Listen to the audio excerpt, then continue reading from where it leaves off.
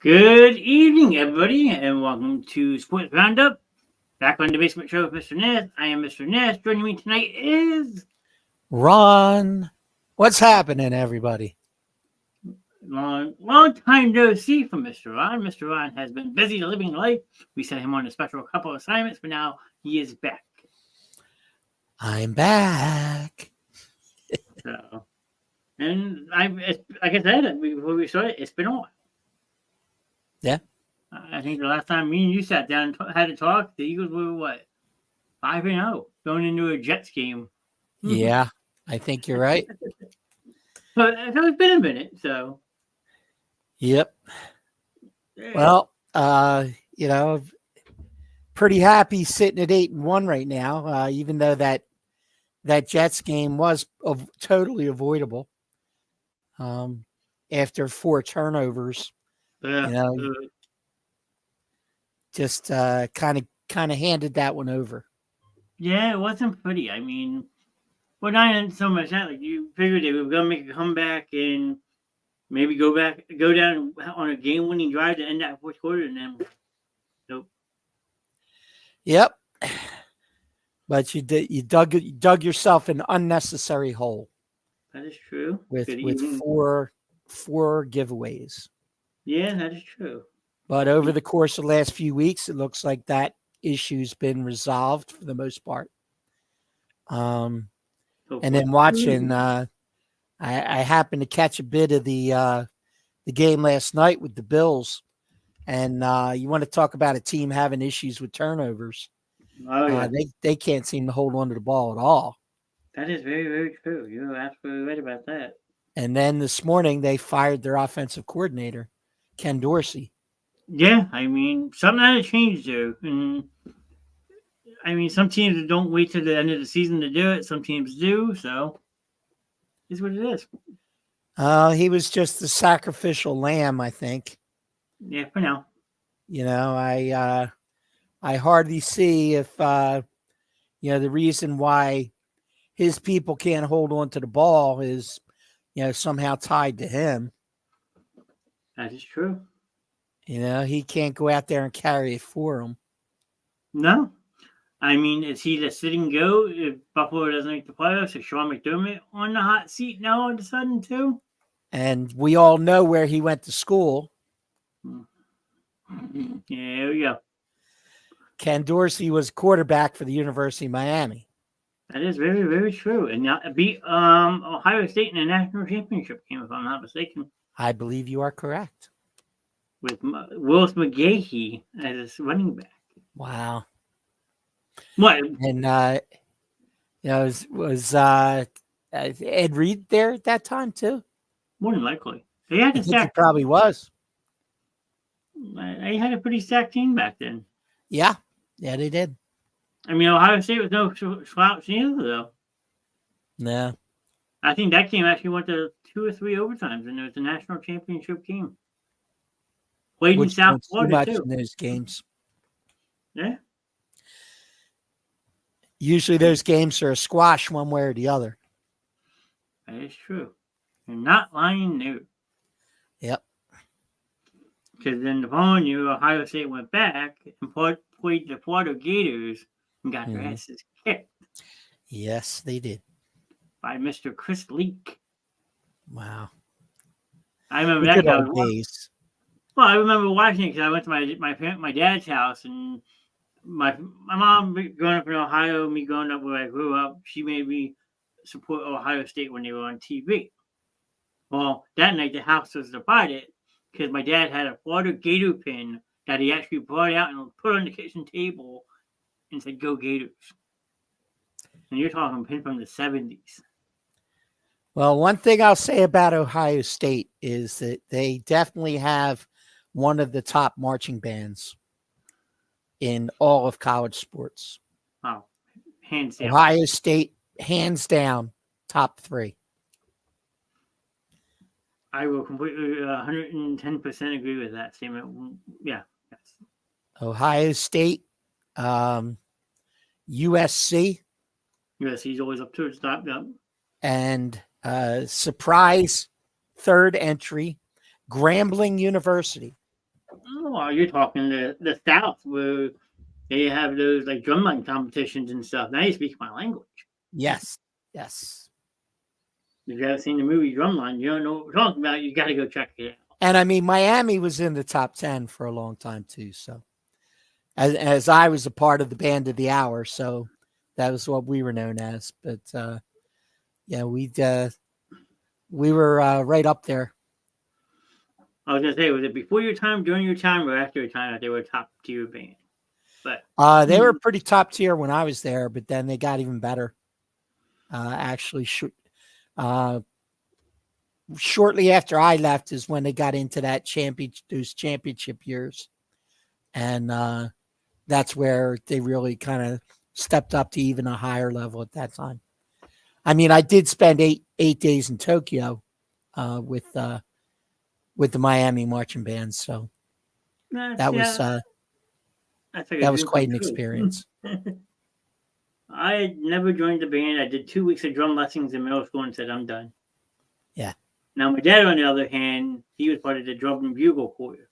Mm-hmm. When I talk about hearing some stories, I have to see get him to stay up one night and join us. He'll tell you some stories about the drum and bugle choir. Oh yeah, I had an offer to join a corps when I came back from college, but I declined because I started working and it really didn't fit into my schedule.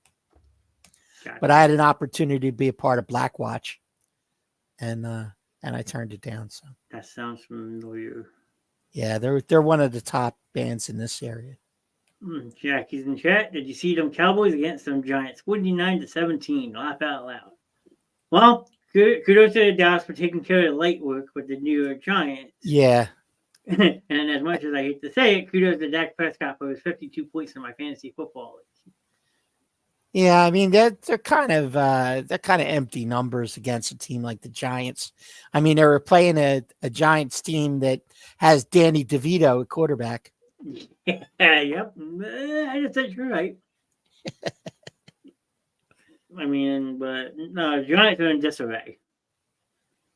You go from being a playoff team with the coach of the year, Brian Dable, to now almost like a laughing stock of the league. Pretty darn close. And no plan B after Tyrod Taylor, the backup, goes down. I even asked my friend at work because he's a Giants fan. It was right around the same time our good old friend Mr. Wentz signed with the LA Rams. I was like, why didn't you guys look at Carson Wentz? He was like, oh, he's an effing bum. I was like, he's better than what you got. And Tommy DeVito is better. He looked like a deer in the headlights. Well, the offensive line's not that good. I gotta say that, but I mean, because they were in that 4 o'clock window. There were only like 4 games going on. I was sitting at a sports bar, and I had to painfully watch some of that fiasco, and it was sad. Yeah, well, hey, you know, like I'm not so much a homework at you, but you're in the region. Plus, it was America's game of the week. Yeah, I don't I beg to differ. like. I don't know what Fox thinks sometimes when they schedule these games as the game of the week when it's going to be a lousy game to begin with. Yeah, but they set them all.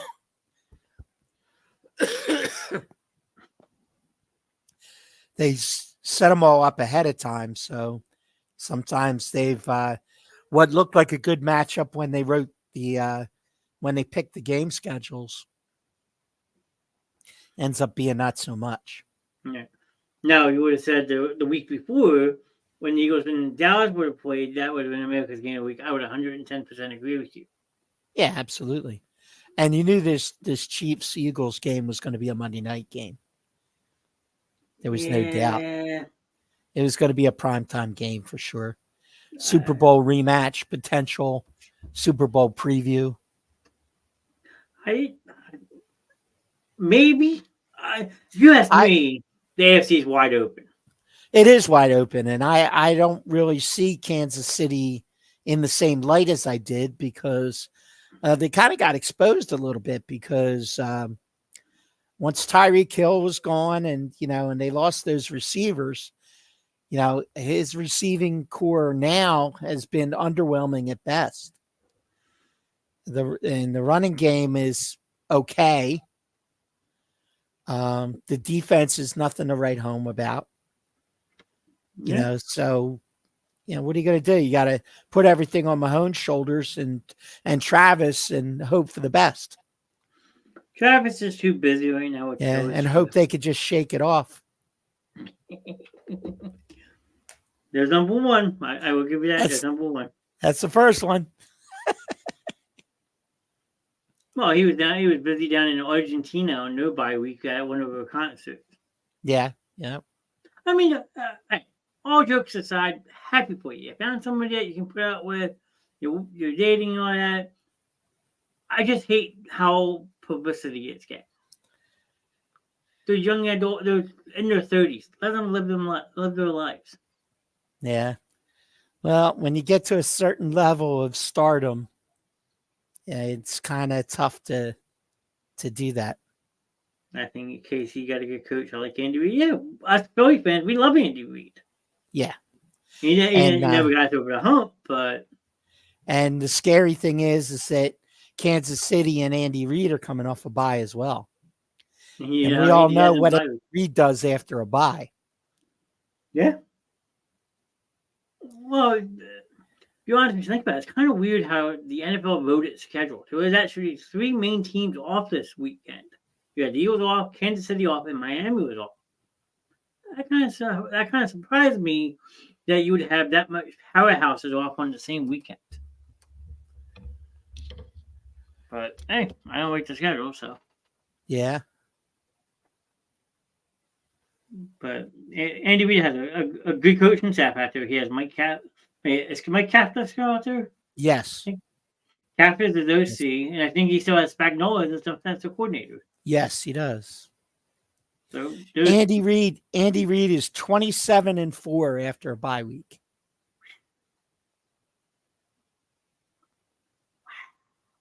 Wow. 27-4. That just makes you say, "Oh shit." So I mean, I'm expecting a very good game next Monday night. And I think Andy Reid's State Farm commercials are hilarious too. Oh, the fact that they can get him involved with those. Between the mustache one and the new one with the nuggies. Oh, God. No. Hilarious. I'm not talking about those. I don't want it. Oh, man. Painful. But. But we'll be okay. It should be a good game. It should be. I mean, we built the record we did early in the season for a reason. Well, the good news is we may have gotten a little bit healthy coming off of the bye week. Yes. So today, the Eagles opened up the practice window for Justin Evans, the safety, who's been injured since like week 5. So, he was a second round pick from Tampa Bay, and a pretty good safety that we picked up in the offseason. He won the job in camp, and he unfortunately just had a couple of injuries back to back. Mm-hmm. But there's a good chance that he could play. Cam Jurgens will be back. I was going to say, you should be getting Jurgens back this week, which will be a help on the offensive line. Also, Quez Watkins is scheduled to come off. And Bradley Roby could come off.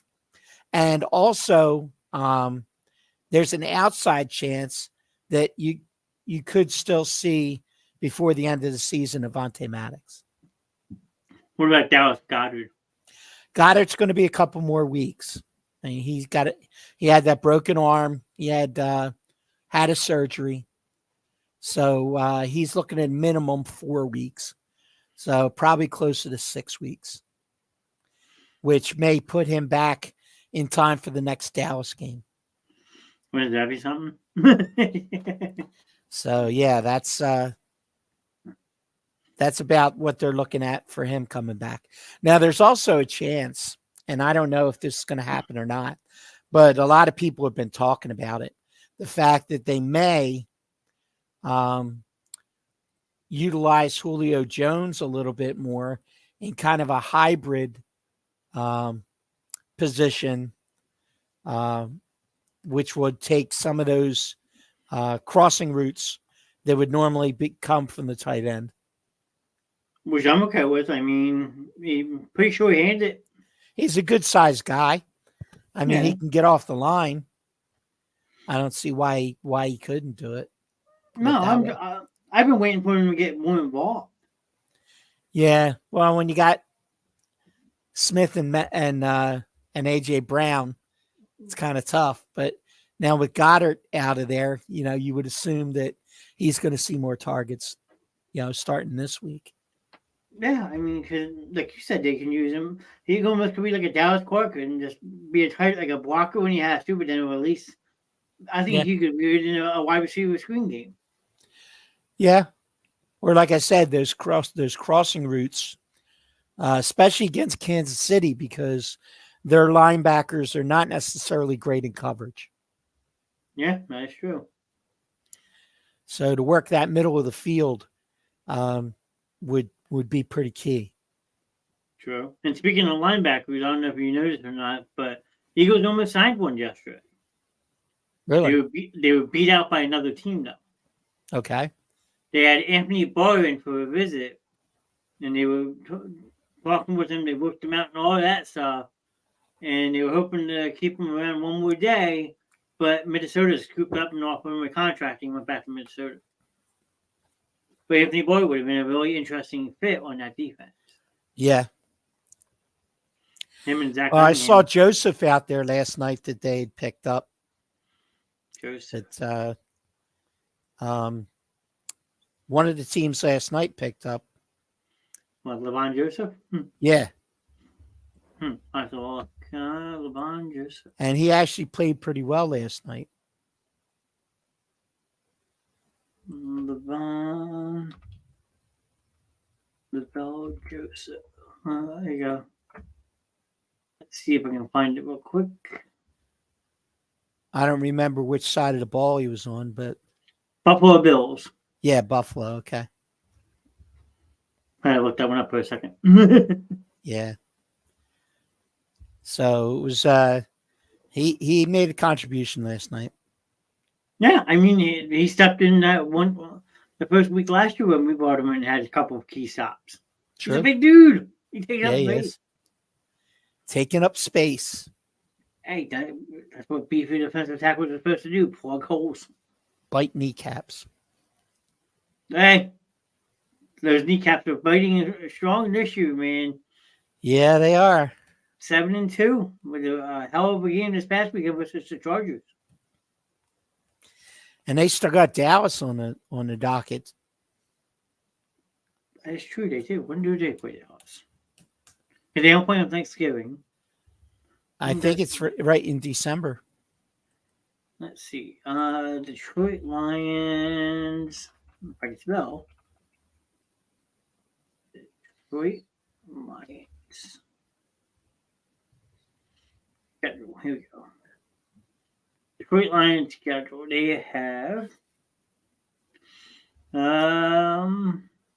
They don't have a lot of tough games left on their schedule other than Dallas. They got the Bears, Packers, Thanksgiving, Saints, Bears again. Denver. Saints could be a tough game for them. They play the Dallas Cowboys December 30th. Okay. So that could actually be a really important game come playoff seeding. This is true. I mean, I'm happy for it. I called it last year, if you remember. Yeah, Hey, I ended the year with that. I said, too, you know. I had said that Detroit Lions will win the NFC North in 2023, and I'm looking pretty damn good. Yeah, because if you remember, I was talking last year, and I was saying this coach, he's got him playing. When they made that playoff run, Yeah, it was no surprise. nope. And hey, if it wasn't for a 1-point loss, they were here. They would have been in the playoffs last year. Right now, they're sitting at the number 2 seed, I think. Yeah, and would not be difficult to envision them finishing in that 2 seed. No. Well, hopefully, if we can get by the 49ers, but Yeah, well, the Niners way they the Niners have 3 losses. True. But the way they play some games on the road, though, whew, Yeah. like this Well, past weekend, they destroyed Jacksonville on Sunday. yeah, but we all know what happened the last time they came to Philly. Wait, I gotta get my tissues ready. Hold on. They were not prepared for what they were about to face. No, they weren't. I mean, the a couple key injuries helped that game, maybe. Yeah, but I don't think it would have made a difference in the outcome. No, honestly. You had a very hyped up Philadelphia crowd that day, as you always do when it comes to playoffs. But I think the Niners are have been circled on many calendars going into this season, just because of the amount of crying that they did. The 49ers. Yeah. So I think that the players, I think, also, have a little bit to prove. So I think that you're going to see them come out firing. We shall see December 3rd. I predict the defense will have a big day that day. I really hope you're right. I mean, it would be great. Yeah. Brock Purdy gets smacked around with a tortilla. You can't swap with someone with a tortilla during a football game. Wouldn't that be something? That'd be actually kind of funny to see someone like reach. They're doing a swim walk and smack them with their hand. Yeah. And they have a tortilla taped through their hand. Yeah, I follow this sports channel on TikTok, and the guy each week he has a meeting of Busts Anonymous, as in Bust of the Week for fantasy football, and all the guys that have underperformed. He basically impersonates all the different people. But then if they did bad that week, they get smacked with a tortilla. So it's kind of a reference. I can see. I mean, also it's a very big TikTok thing right now. People smacking with tortillas. Yeah. But no, I mean it should be an intriguing game. I mean it's coming fast. Yeah. Like this is now where the Eagles show if they're where they want to be, or they still have a lot of work to do. I mean, you got Kansas City, then you have a very underwhelming Buffalo team who is struggling mightily. Turning the ball over at an alarming rate. Yep. Then you have and falling just short every week. They've lost multiple one-score games, even with turning the ball over three times a game. Yeah, I mean, you could say they're the 2022, well, 2022 Minnesota Vikings. That's how the Vikings were last year. Yeah. They were in all these games and then always one possession games, even to start the year. The Vikings and the Chargers. I mean, keep it close, but then you do something stupid in the end. And Josh Allen is proving maybe he's not who everyone thought he was. Well, but I don't know how much of this you can pin on Josh Allen. I mean, if you look at his statistics, even with all the drops and everything, he's still he's performing at a decent level. I mean, I think he's still in that second tier. Yeah. You know, he just is raw talent, but unfortunately, they have a porous defense and they keep on fumbling the ball. Yeah, on that, and then the last drive last night making stupid penalties. And that one run, I mean, the guy fumbles the ball, it bounces on the ground and bounces right back up into his arms. True. Good night, Jackie. Thank you for stopping in tonight. Appreciate you. Hope you feel better. So, but yeah, I mean, now is the time of the year that you see what teams are real, what teams are fake. Yep. True. And a team that's catching fire, if you ask me, is the Cleveland Browns. Yeah. I mean, if you want to switch over to the AFC, I mean, I'm loving what I'm seeing from the Cleveland Browns right now. Thought they were down and out this past Sunday versus Baltimore, but they came back. Myles Garrett is a beast. Always has been. And he is having a phenomenal season this season.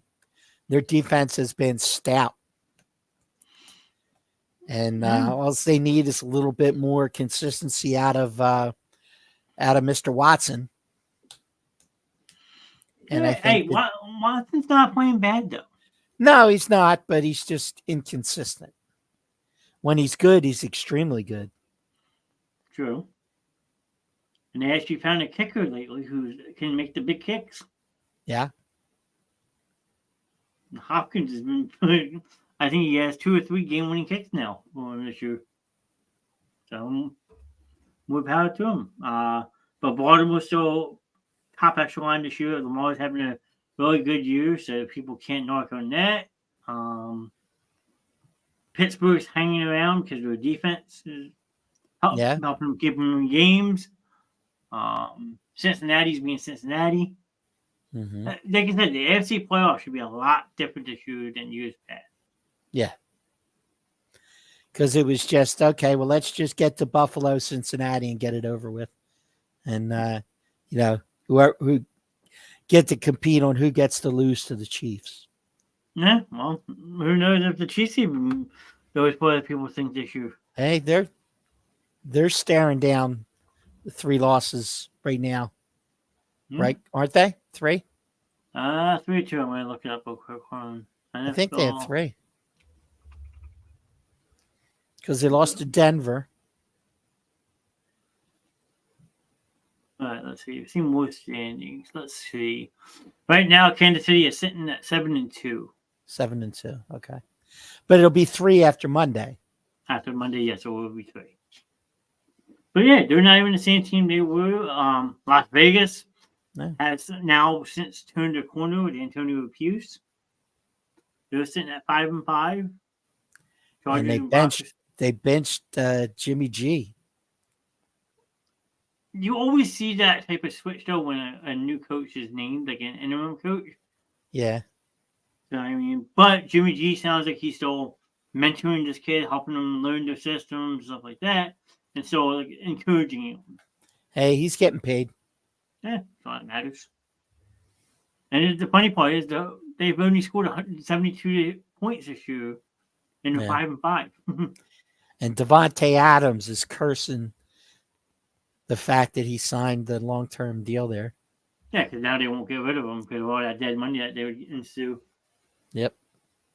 Then AFC North, you have Baltimore 7-3, Pittsburgh and Cleveland both 6-3, and the Bengals 5-4. So that division's wide open. Yeah, true. The AFC South, Jacksonville fell to 6-3, Houston Texans 5-4. And CJ Stroud is looking pretty strong these days. CJ Stroud's amazing. If I could get my buddy should Jay have been the number one pick. Yeah, and he's proven that he should be. Because Bryce Young just hasn't cut it. No, not at all. Not compared to what Stroud's doing. No, not even close. Stroud, if the season, well, it's been over for a couple of weeks, but like, if the season would end today, Stroud's your rookie of the year, hands down, no questions asked. And he's also, you'd have to say that he'd be, right up there, like Pro Bowl level. I was gonna say we're not saying MVP caliber yet, are we? No. Can't be MVP, but he could be considered for, making his first Pro Bowl in his rookie season, though. That is very true. Yeah, the lack of the Pro Bowl nowadays, but yeah. Yeah. Colts are 5-5. Titans are 3-6. They're a complete mess.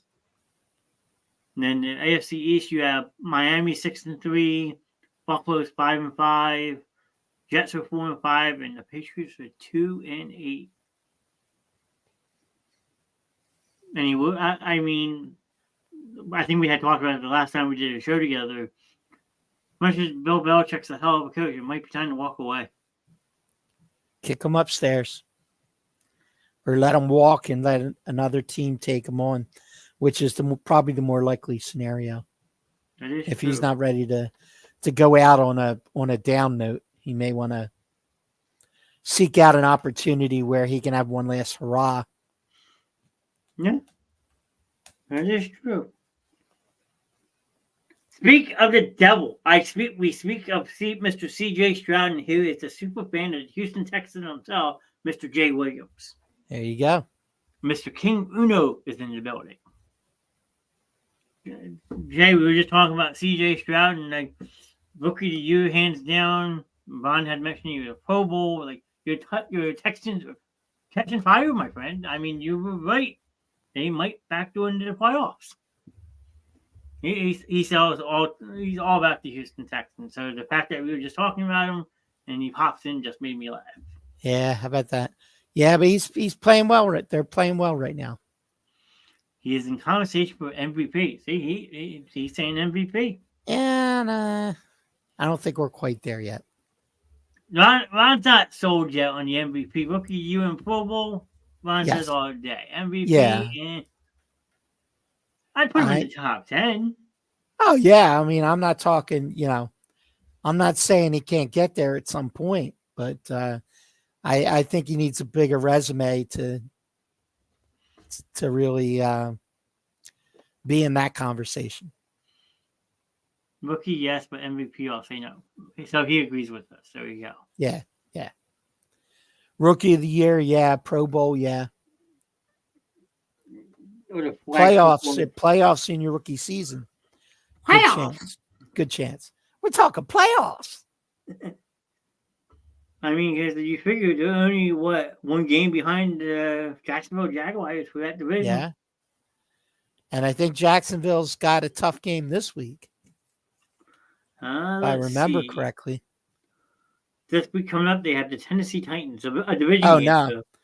Okay, I take that back. They should destroy the Titans, especially coming off a disappointing loss. But see, here's the thing, though. The following week, they played the Houston Texans. Now that should be a good game. And Houston's already beat them once, so if they can pull out the second one. Yeah. I'm a realist. I'm a fan, but also a realist, and that's the best way to Yeah. like any sports team is to know your boundaries. Well, is that the right way to put it? Yeah. Limitations, No- boundaries. Yeah. Same. Yeah. Okay. Yeah. Looks like the Pacers are taking that game over. Yeah. So I have it on mute on the side of me on my left hand side. That's why I can see Yeah. a little shadow. It is 127 to 118 with a minute left. Yep. And the Sixers, for some reason this year, can't shoot a three. Well, they could shoot a three until, somebody decided to run their 3-point shooter over with a car. Yeah. Where's out to Kelly Oubre for that? Broken ribs and cuts and bruises.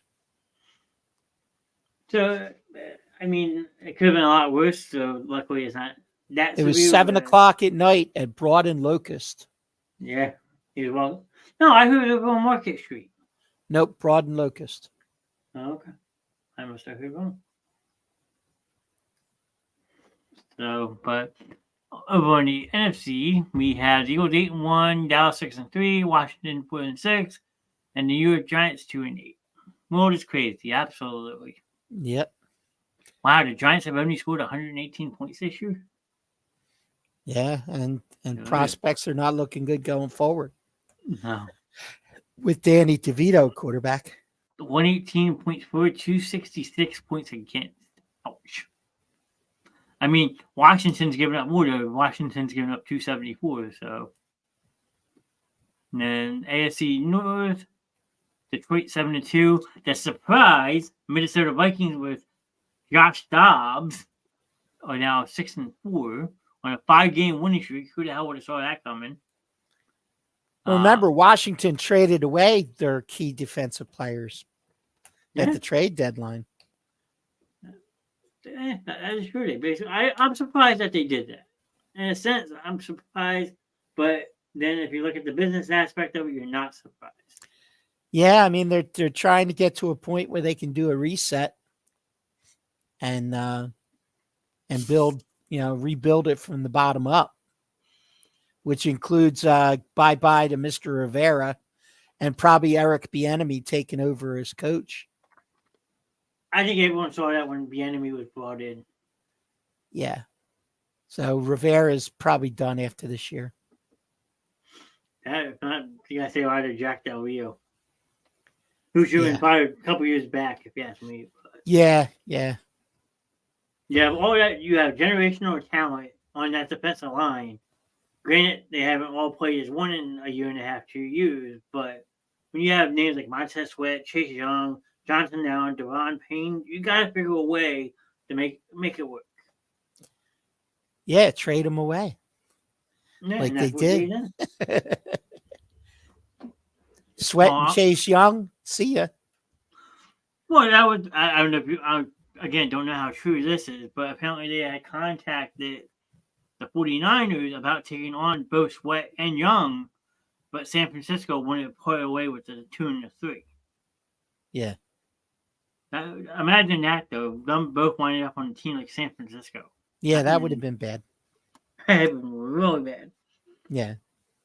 I mean, granted, it's smart to get the assets now while you can instead of waiting a year for your compensation, because I think neither of them would have came back to Washington anyway.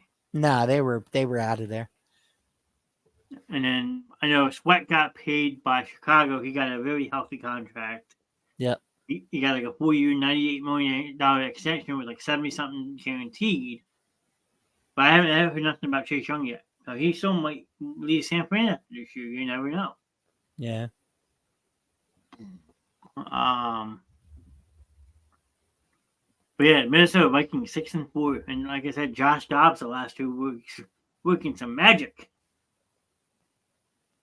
Who would have saw that coming after being traded from Cleveland Browns to the Arizona Cardinals, then the Arizona Cardinals to the Minnesota Vikings.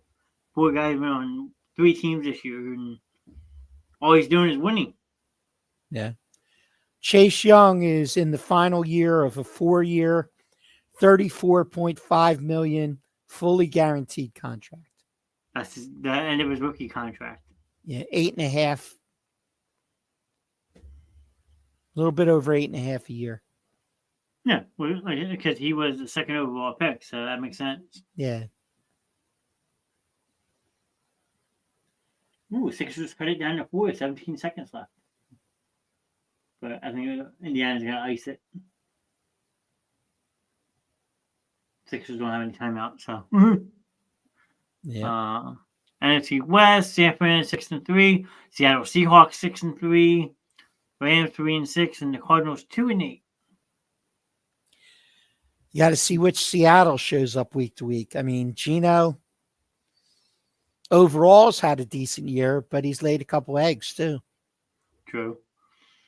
What's interesting with the Seahawks, though, which I'm surprised the NFL did it this way, especially with these two teams, knowing it would come down to probably them in the division. Week 12, you have the Niners going to Seattle, and then week 14, Seattle goes to San Fran. Yeah. So they have a one-game buffer in between, and that week the Seahawks play the Cowboys in week 13. So that's a pretty brutal stretch. Well, we have that at the end of the season with the Giants. We go Giants, Arizona, Giants. Yeah. Last 3 games. True. One of which being on Christmas Day. Yes. Which I'm still kind of questioning, but last time we played on Christmas, we won, so I'll leave it at that. Yep. The blackout game versus the then Oakland Raiders. I don't think they were big back then, no. I think it was 2018 we played on Christmas Day? I know Nick Foles was quarterback. It was a few years ago. Yeah, they won like 17-9 or something. Yeah. And then the AFC East, Dolphins 6-3, Buffalo 5-5. Oh, I already said that. Oh, the wrong conference. NFC South, Saints 5-5, Tampa Bay 4-5, Falcons 4-6, and Bryce Young and the Carolina Panthers at 1-8. Womp womp womp. Yeah. Mm-hmm. That Miles Sanders deal doesn't look so good now, does it? No. Sitting on the bench behind Chuba Hubbard. Yeah. If Curtis was here, he'd be really happy because Chuba Hubbard is actually a Canadian playing in the NFL. Did not know that. I'm trying to find some stats if I can.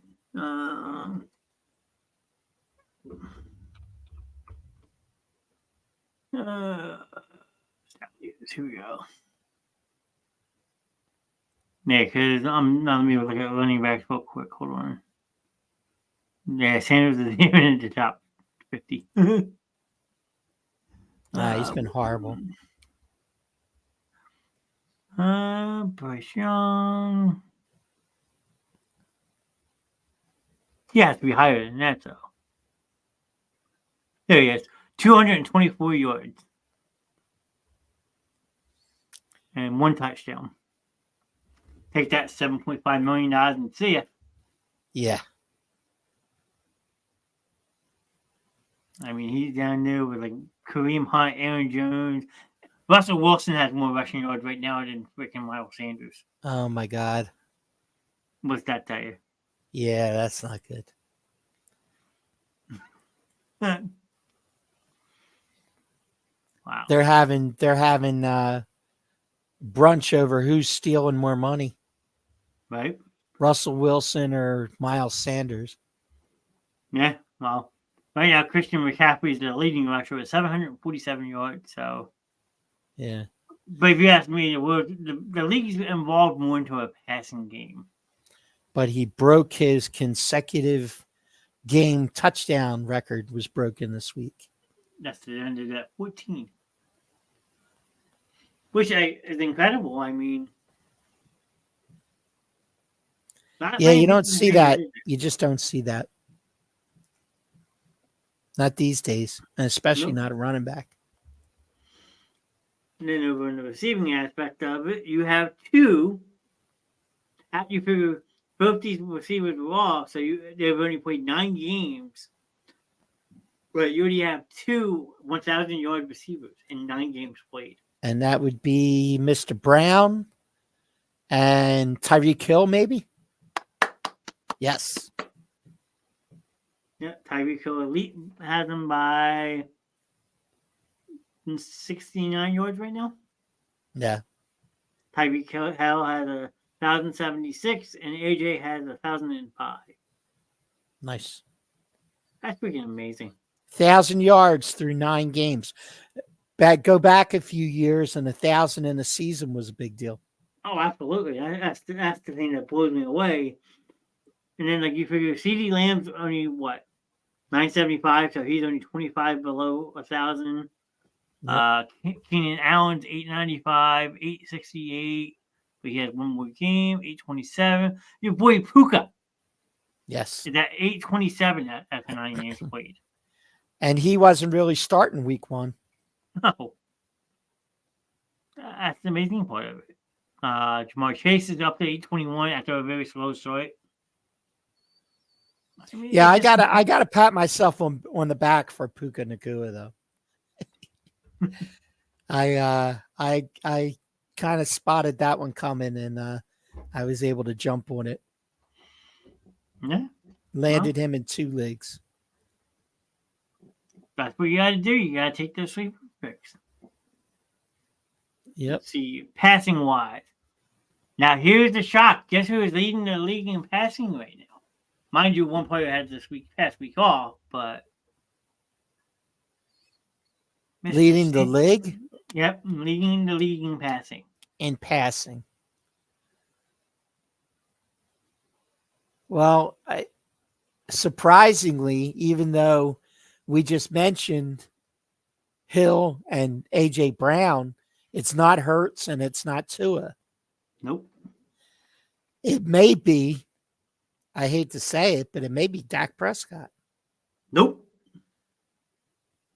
It can't be Mahomes. It can't be Josh Allen. It's definitely not Burrow.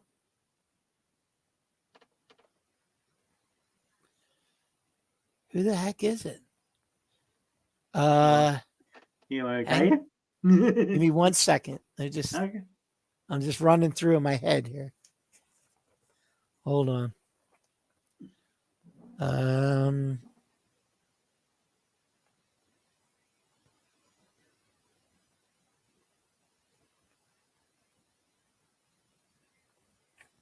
Jared Goff? Nope. Who is it? Sam Howell. What? Yep. Sam Howell has thrown for 2,783 yards. What? With a 66.5 completion percentage. What? And guess who's number 2? Mr. CJ Stroud. Stroud, too? Okay. And then Tua. Josh Allen's 4. Jared Goff 5.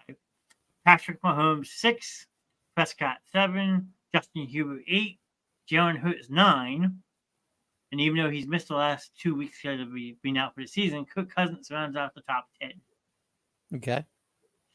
But yeah, Sam Howell right Wow. now leads the lead. That's not sustainable.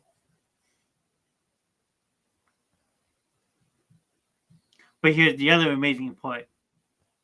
CJ Stroud right now, upon leading candidates, okay, has only 2 interceptions. So he actually has the least amount of interceptions thrown out of any of starting quarterbacks.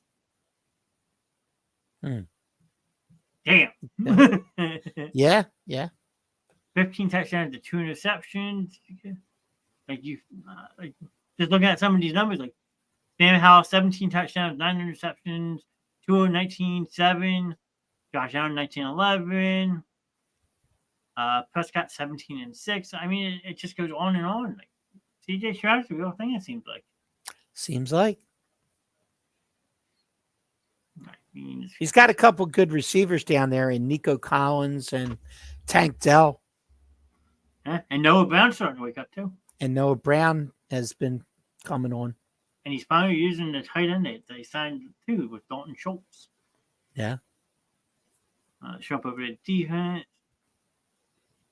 See, this is just mind blowing. A player with 117 total tackles after 9 games. Zaire Franklin from the Indianapolis Colts. Really? And then our old buddy TJ Edwards is number 2. Is he really? Yeah, 112 total tackles already. Wow. Maybe we should have paid him. Yeah. And then you have a 2-way tie for the most sacks right now. Danielle Hunter and Myles Garrett both have 11. See that sacks were another thing back in the day. Like if you hit double digits, it was incredible. Yeah. Yep. TJ Watt 10.5. Like Hassan Reddick, he's up to 7.5 sacks. Where did he come from all the time? Yep. Khalil Mack, Max Crosby, Joey Bosa, Josh Sweat has 6.5 this year. I think Fletcher has like 5.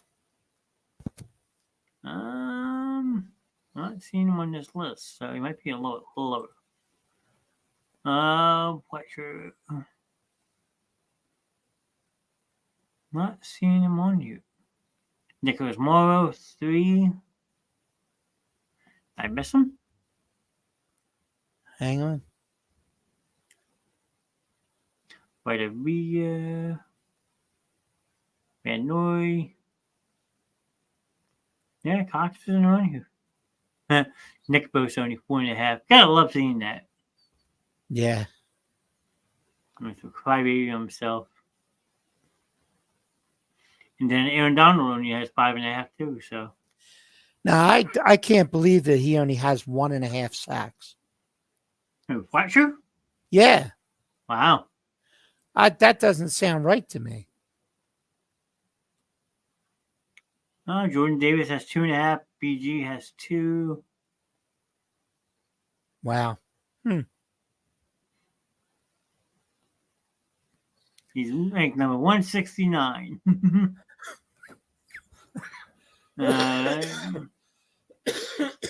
And Geno Stone from Baltimore leads the league in 6 interceptions. Wow. Deron Bland, Jordan Whitehead, because he had 3 opening nights. Yeah. There's that 4. Darius Slay has 2. Reed Blankenship has 2. That's something you got to get back to. You got to start causing more of these turnovers that you need. Yeah. Well, they're getting the push. I mean, they're getting, pressure in the quarterback. They should be able to force more mistakes. No, you're right.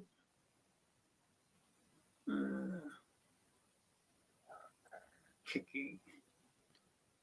Dustin Hopkins, like I said, from the Cleveland Browns, has the most field goals made. He's 24-27. Jake's only made 18. I thought he made more than that. Bang. So, one thing I forgot to mention when we were talking about the Sixers. Go ahead. Saturday night, this past Saturday, when they played Indiana on Saturday, before the game, Maxey dedicated his game to Kelly Oubre. And he dropped a 50. Yeah, it was incredible. I mean, but before the game, he announced he was dedicating the game to Oubre. I think the whole team was. I meant to mention that. No, it's nice to see them all come together as one. I mean, they lost tonight, 132 to 126, but I mean, they're still 7-2 on the year. 8-2. 8-2. Yeah, they were 8-1 going into tonight. Gotcha. They had won 8 in a row. They lost the opening night, and then they won 8 straight. Yeah, the only thing I don't understand is this whole in-season tournament bullshit.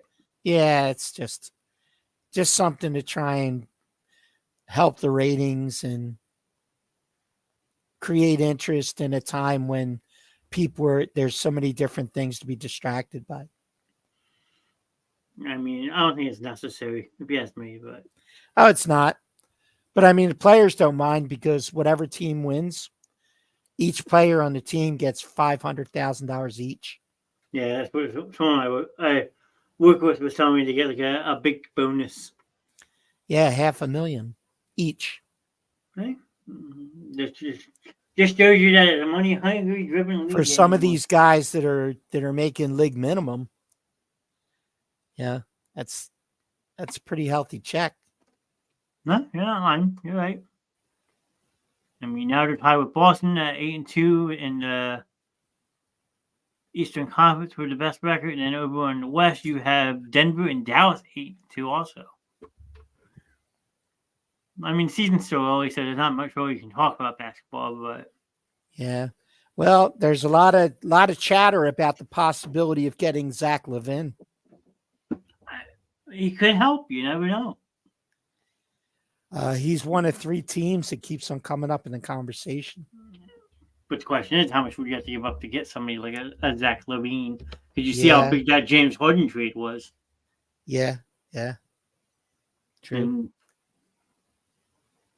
I would have traded Harden for, a bag of balls and a couple Slim Jims. Yeah, considering I'm looking at it right now, the Clippers are 3-6 and they've lost 5 games in a row. And Harden has been horrible. Yeah, I don't know if you saw. Well, I saw. It might have been you who sent it to me, or somebody else. Sent me a clip of James Harden who basically airballed a 3, got the ball back, and then couldn't get the shot off before a shot clock violation. Jeez. But it was funny. What made me laugh about the video even more besides that, Yeah. is that if you look in the distance of the video, PJ Tucker was on the court as well, and trying to get out to his wing position. He literally gets shoved by his own teammate, and no, I'm already here. This is my spot. Wow. It just backs me up to see players like that who think they're all big and bad go to a new team that you wanted to be on, and you now on a 5-game losing skid. Yeah. So I mean, Hey, glad he's somebody else's problem now. Pretty much. I mean, but so little bit of activity with the Phillies. Yeah, I was gonna let you have this one because it's gonna get interesting. I will say that. Yeah, I mean, unfortunately, with every day that goes by, it's less and less likely that Aaron Nola is going to re-sign. Yeah, I mean, they made the qualifying offer they had to make in order to make sure they get some kind of compensation when he leaves. But there's 3 teams right now that look like they're probably the front runners, and that's the Cardinals, the Yankees, and the Atlanta Braves. Wait, where did the Yankees come in? Yeah, they just popped up within the last 2 days. Wow. So they may be poking around as well. It was just the Cards and the Braves. I had definitely heard the Cards and the Braves. So. And the Yanks I just read an article today that had the Braves, that had the Yankees making inquiries. Wow. So that would be interesting. I think that he might have a tough time in New York. Yeah, just a smidge. Yeah. But I mean, it might even be worse than here. Yeah. As far as when he falls into one of his, Nola holes and starts serving up homers like they're pepperoni pizzas. True. The only thing I was going to say is, at least if you went to a team like the Yankees or the Cardinals, he might have a better chance of coming back to Philly and being respected.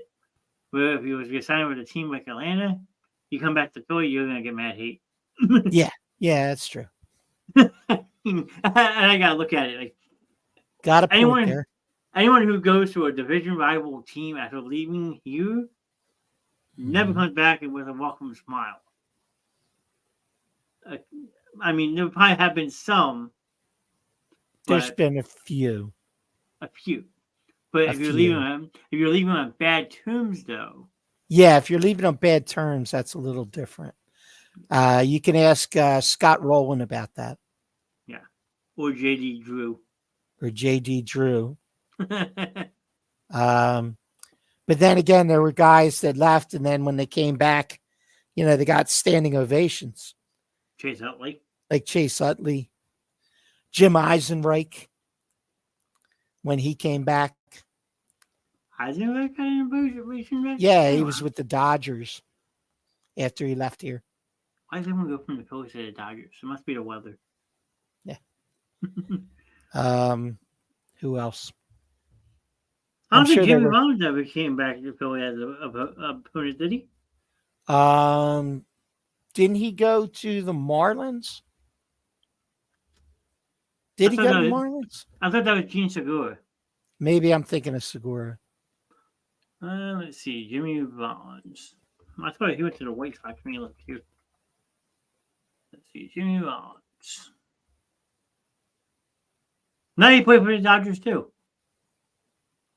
Okay. He played for the Dodgers in 2015 and the White Sox in 2016. So okay. Yeah, I don't know if they came to Philly though in 2015. I must have been thinking of Segura.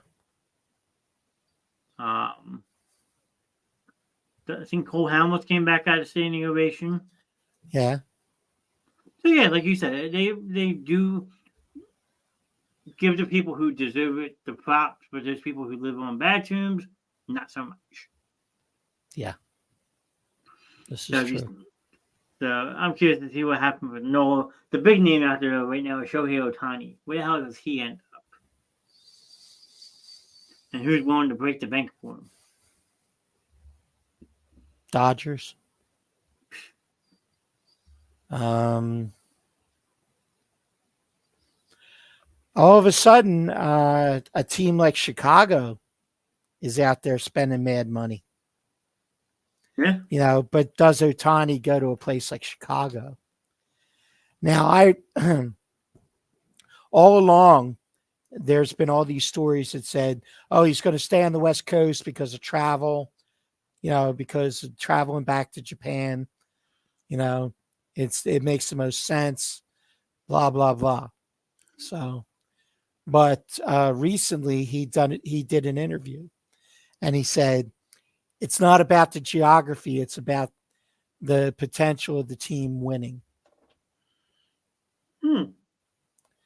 So that gives hope to some of these teams, like your Yankees, your Boston, your, the Cubs, like I said, are on a mad spending spree right now. Sure. I mean,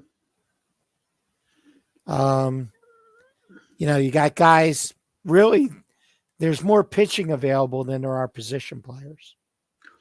Yeah, well, that's the Phillies made a position player available, apparently, putting Nick Castellanos on the trading block. Well, it depends on who you ask, because then they come out with a statement that said, oh, no, we're not trading Nick. So that's the back and forth limbo type thing. Yeah. Because they leak it to some of these hot stove guys, and then they deny it, just to get it out there. Good. You got Juan Soto out there who's going to go somewhere in a trade. After signing that big contract with the Padres last year. Yeah. So, you got to figure out what he's doing. The Phillies look like they may be in on Josh Hader as a closer. I'm okay with that. In 53 appearances last year, he had a 1.19 ERA. I love that. However, he refuses to pitch more than one inning. That's okay. I'm okay with that, because if you put up the numbers he puts up and he's a solidified closer, I'm all for it. And he won't pitch in 3 games in a row. Do you blame him? These are his, this is what he laid out when he went to this team. He laid out his requirements, and they were like, okay, we can live with that. I mean, Yamamoto is another guy the Phillies have been, tied to. If not being in on Ohtani, Yamamoto may be the next best starter until you get into the, Blake Snell, who's buddies with Bryce, or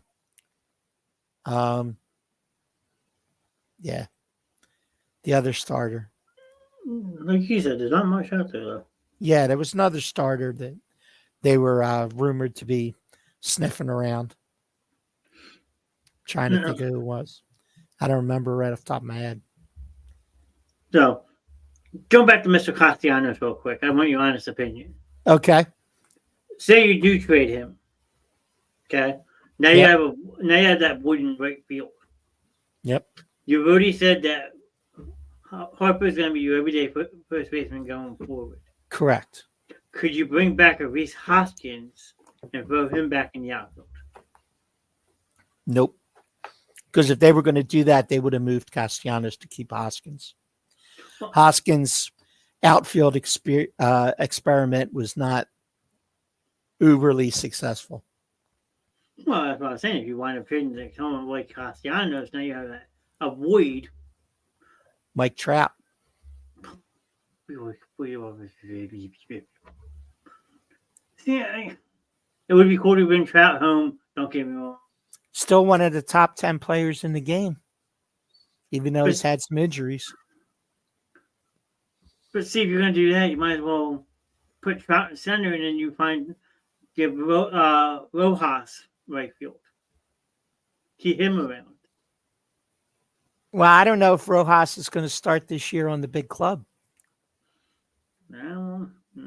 Depends on how he does in spring training. If he doesn't start hitting major league pitching, then, I don't know. I don't know if they can carry him for another year batting 190. Okay, Schwarber's going to your DH again. Yeah. Schwarber's your DH. That's done deal. You got Marsh on left field. Yep. And then you would have Trout in center, and then Castellanos on right if you hold on to him. I mean, it would be a stout outfield. I won't disagree with you on that one. Yeah. And I mean, if Trout is in the lineup, I mean, how would you like your top four in your lineup to say, okay, what's your lineup? Okay, well, you got Schwarber leading off, Turner second, Harper third, Trout four. Muto. JT 5, Stott 6, Marsh 7. Okay.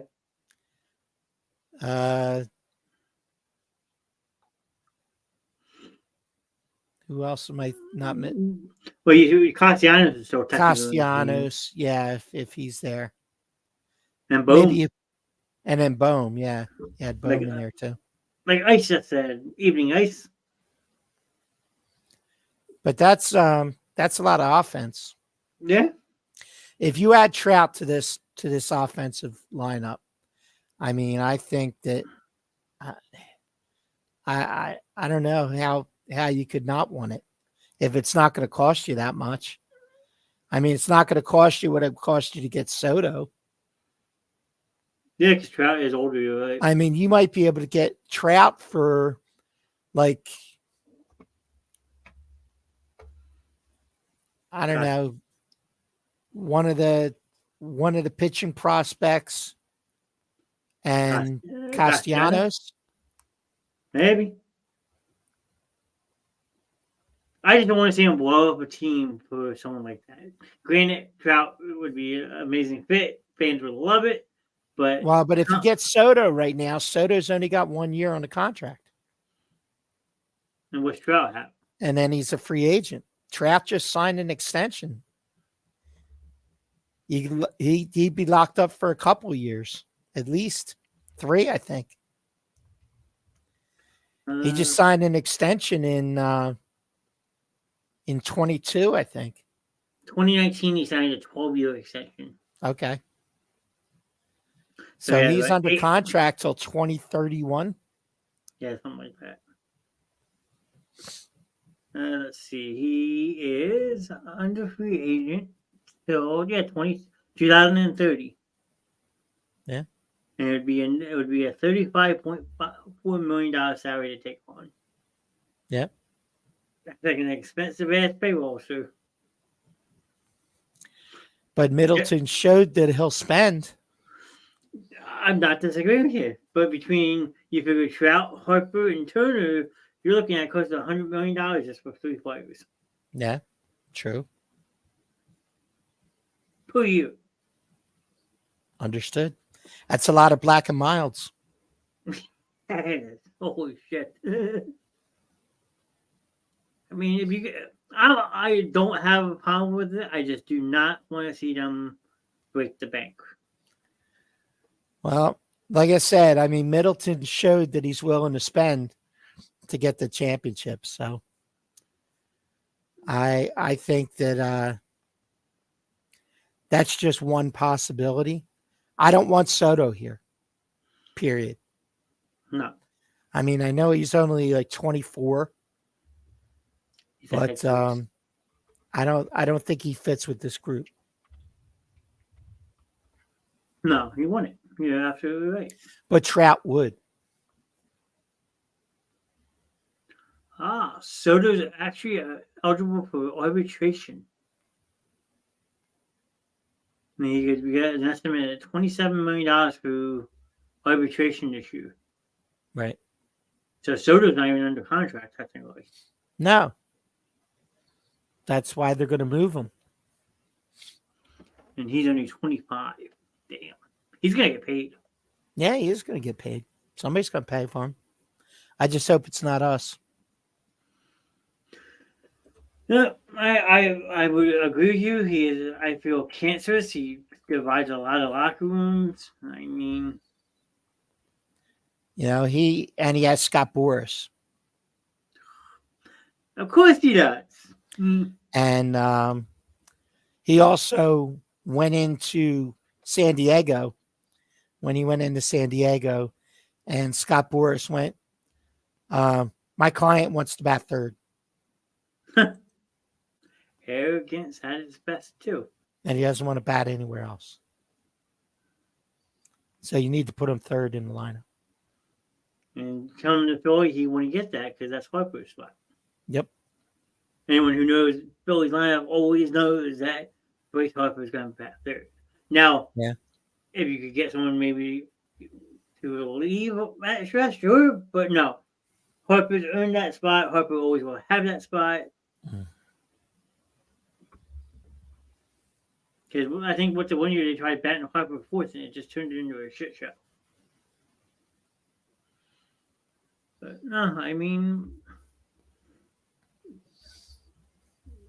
having someone like Trout would be good, but I think if you let Aaron Nola go, you need to attack your starting rotation bad. Yeah. Because you let Nola go, then you're putting Wheeler as your 1, and Tajon Walker now becomes your 2. Nah, Ranger would be the 2. Okay, Ranger 2, Walker 3 still. Walker would be your 3, maybe. Walker / Sanchez. I mean, I would still like to get another top 2 picture in there. Oh, no, they're going to. I think Ranger's going to be your 3, and I think Sanchez is going to be your 4. And then whatever they do with 5. Yeah, I mean, it could be your boy Painter this year. No, wait, they traded Painter, didn't they? Andrew Pinker. I thought they traded. No, he's on injured. So he'll be coming back this year.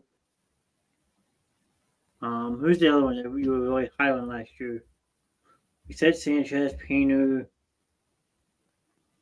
Why can't I think of this? Another we had Lorenzen. Lorenzen. I'm not too sold on him, honestly. I think he's back to the bullpen now. You got Strom. Yeah. I think Strom's still under contract for this year. Yeah. I think. Well, you've seen the end of Kimbrel, that's for sure. Oh, he sealed his fate during the playoffs. Yeah. Especially in the NLCS. Yeah, Strom's under contract for this year, making $7.5 million. So I mean, you still got Dominguez, you got Strom, you got Alvarado, you got Jeff Hoffman. I mean, the back end's not in that bad a shape. They do need a closer. So if you add Hader to that combination, then you got an interesting mix there. Sure. Actually, Jeff Hoffman's eligible for arbitration this year. Yeah, but after his performance last year, they may pay him. Yeah, I mean, it's only an estimate of $3 million, so that's not that bad. Yeah. They could get him for a decent price, and they had a lot of confidence in him. They also like that kid Orion. Yeah, true. So I mean, you got the potential. You definitely have the team for it. Yeah, just got to fill a couple holes. Yeah, that is true. I mean, and if you're going to move Castellanos, you got to replace those, 25 home runs. Yeah, so one way or another, you're absolutely right. Yeah, because you figure he's still under contract for this year, next year, and the following year. So that's a 3-year deal left with $60 million still in the books. Yep. So I'm sure it will be maybe a team or two after that would take that on. Yeah. Okay, baseball, since there was no salary cap, can attack contracts like that. Yeah. So I mean, and I'm sorry to say, but I don't think your boy JK is coming back next year. No, I don't think so. You have to find somebody new to root for in spring training. I mean, the first guy that's got to go is Castro. Oh, I don't know why they even brought him in the first place. He was a waste. You ship Castro off first, and if Jake's got to go, Jake's got to go. But Jake will hook on somewhere because Jake's can play a lot of different positions, and he, when he gets hot, he's a pretty damn good hitter. I mean, says he's eligible for arbitration, $1.6 million estimate. So if the Phillies were to bring him back, it would be very cheap. A good bench player, but not a bad guy to have on the bench. You could play first base, outfield. Yeah, I mean, the other one I'm curious about. I think he is still under contract also. For some reason, like I said, he doesn't really play that much, but I'm a big fan of Sosa. If I can find him, I guess. Yeah. And Sosa is eligible for arbitration this year as well, $1.3 million. I'd do that. I mean, to keep someone like Sosa as a veteran presence on that bench, as a utility player. Yeah. I mean, the thing with baseball is you just don't know until you get to spring training. There's just too much that can happen between now and then. True. Somebody goes to winter ball and, knocks the cover off the ball. Next thing you know, there's somebody else in the mix. No, you're not lying there. But it's always just fun to get that prelim because, unlike other sports, I feel like baseball has the shortest off season. Yeah. And like the World Series ends, and if it was like right away, you're right in there, like the winter meetings, and next thing you know, spring training starting in like 2 weeks. Yep. So, fantasy football. Oh boy, here we go. Mr. Knast is still leading the pack. For now. I had a close call this weekend, I won't lie. I did not dominate, okay? Yes, I had the high score in the league yet again, but I did not dominate my opponent, Mike Vick, this week. I only beat him by 9 points. You're dominating the league. And you pulled out a squeaker. I did. 147 to 143 over Mr. Chris. Yep. Thanks to a good Monday night. Yeah, that is true. I mean,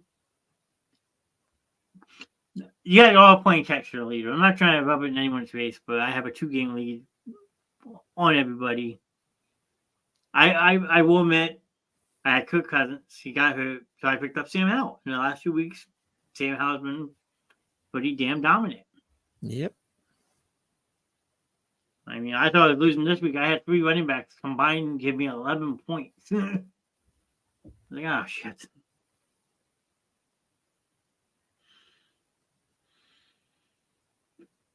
I mean, but right now, standing, I'm 8-2. Then you have Joe Gallagher, Mike Wright tied in second at 6-4.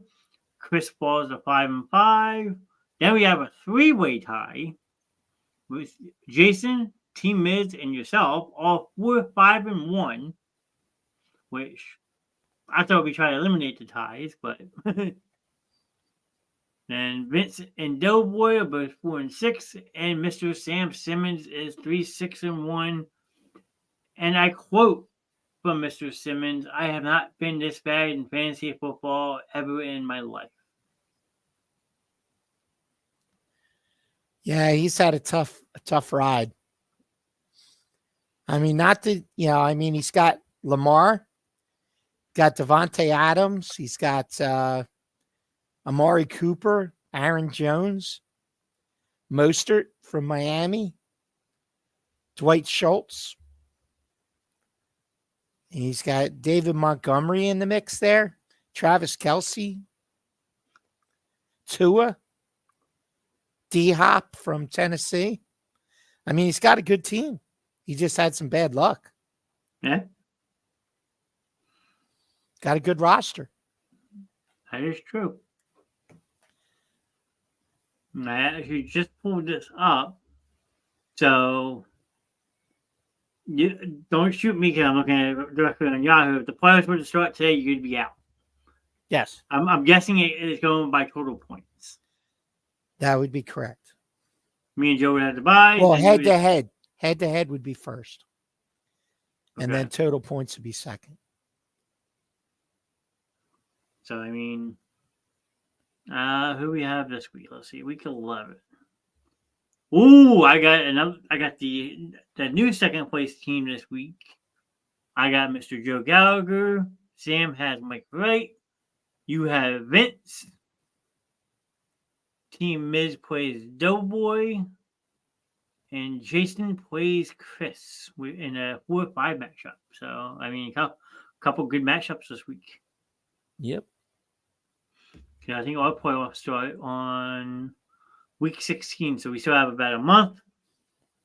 I know the trade deadline for our league is this coming Saturday. Sorry. Correct. So if people want to make trades, they have till Saturday to do that. And then a couple more regular season games to go, and then playoffs will be here before we know it. This is true. I mean, I'm happy with how the league's going. Everyone has been doing a very nice job setting the rosters every week. I appreciate that. I mean, sometimes people get frustrated with it and they stop playing. But this league seems like it's not really active chatty-wise, which is okay. Yeah. But everyone's setting the rosters every week. They're not leaving injured players in every week. That's true.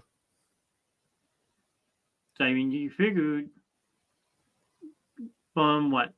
4th down to 6 is only like really a game and a half. So, I mean, that's still wide open. Yeah, pretty much. I mean, I could go on a losing streak. I could bomb out all of a sudden. So, I mean, I just been getting lucky. I'm putting up good numbers, I won't lie. Like this week was my Mr. George Kittle carried my team this week. 24 points from Mr. Kittle. Nice.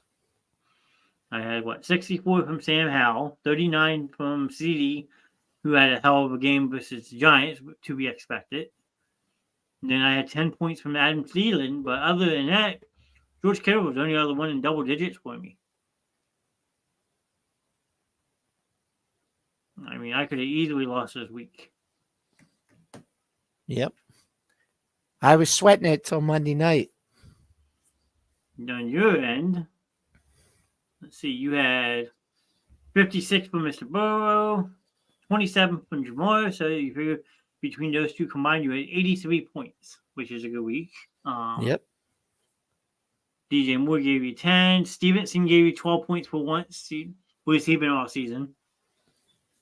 Cortland Sutton, who you subsequently dropped during the game, had 17 points. So he helped. You had 9 points from Logan Thompson, 8 points from your defense. Then over on Chris's side, he only had 18 from his quarterback, which is a very low score for quarterbacks in our league, especially. Michael Pittman Jr. had 16 for him, 8 receptions, 84 yards. He had TJ Boyd, the other Cincinnati wide receiver, give him 21. Eckler 20, Gibbs 25. Ferguson 12, Mixon 12. Peterson is kicker 12. So, yeah, I mean, the difference right there is quarterback play. Yep. I mean, and Del Boy beat Sam by 11 points. And have low scoring 129 to 118. Team Miz all over Vinny, 160 to 112. And then Cheesin in Wisconsin, 150 to 142. So, a couple close ones. One blowout, but yeah, that's what fantasy football is all about. I mean, you just hope and pray you set the right roster every week and go from there. True. And I mean, there's still plenty of people available that you could change your whole team around if you had to. Yeah. Yep. Like, I'm lucky this week. I'm getting James Conner back on my team. Like, I don't know if you have anyone coming back from injuries on your team to help.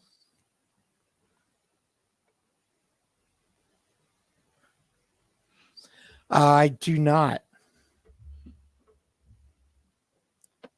My other league, I had Justin Jefferson coming back. So, one of my other leagues. That will help Mike Russo in our league. He has Mr. Jefferson. Yep. So he is due back this week. See, my biggest pickle, I have Derrick Henry and Travis Etienne, and Jacksonville is playing in Tennessee this week. So do I start both running backs, or do I sit one and play another wide receiver? I mean, I had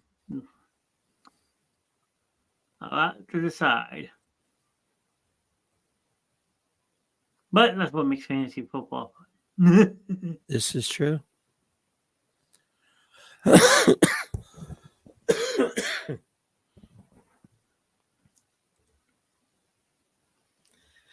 So, should we do our picks for the week? Yeah, if you want, I can grab my notebook. Even though we never check them? And I've been getting a lot of criticism for that, actually. I got people who still send them to me every single week, and I say, "Oh, I'll get to it," but I always end up forgetting. Yeah. But that's okay. Let's see. Because then, if I don't check everybody else's, I still wind up checking how me and you did. Yeah, we're usually pretty close. I mean, for a while, we were neck and neck, I think. Yeah. Yep. Full NFL schedule. Let me pull this up real quick. We are in week 11. All right. Well, the good news is the Eagles game is last on the docket, so we always save the Eagles game for last, and this week it is the last. So correct. We'll do that one last because I'm sure that one will be a good discussion. All right, Thursday night. You actually have a really good game to start the week, hopefully. I Yeah. always say that about Thursday night, and it winds up being a blowout. The Cincinnati Bengals going to the Baltimore Ravens. Takes a tough one right out of the gate. I'm just going to read them in order, sir. Honestly, I for personal reasons, I'd want Cincinnati to do well. But this Baltimore team is something special. And they're really playing well on defense. And I gotta lean towards the Ravens here.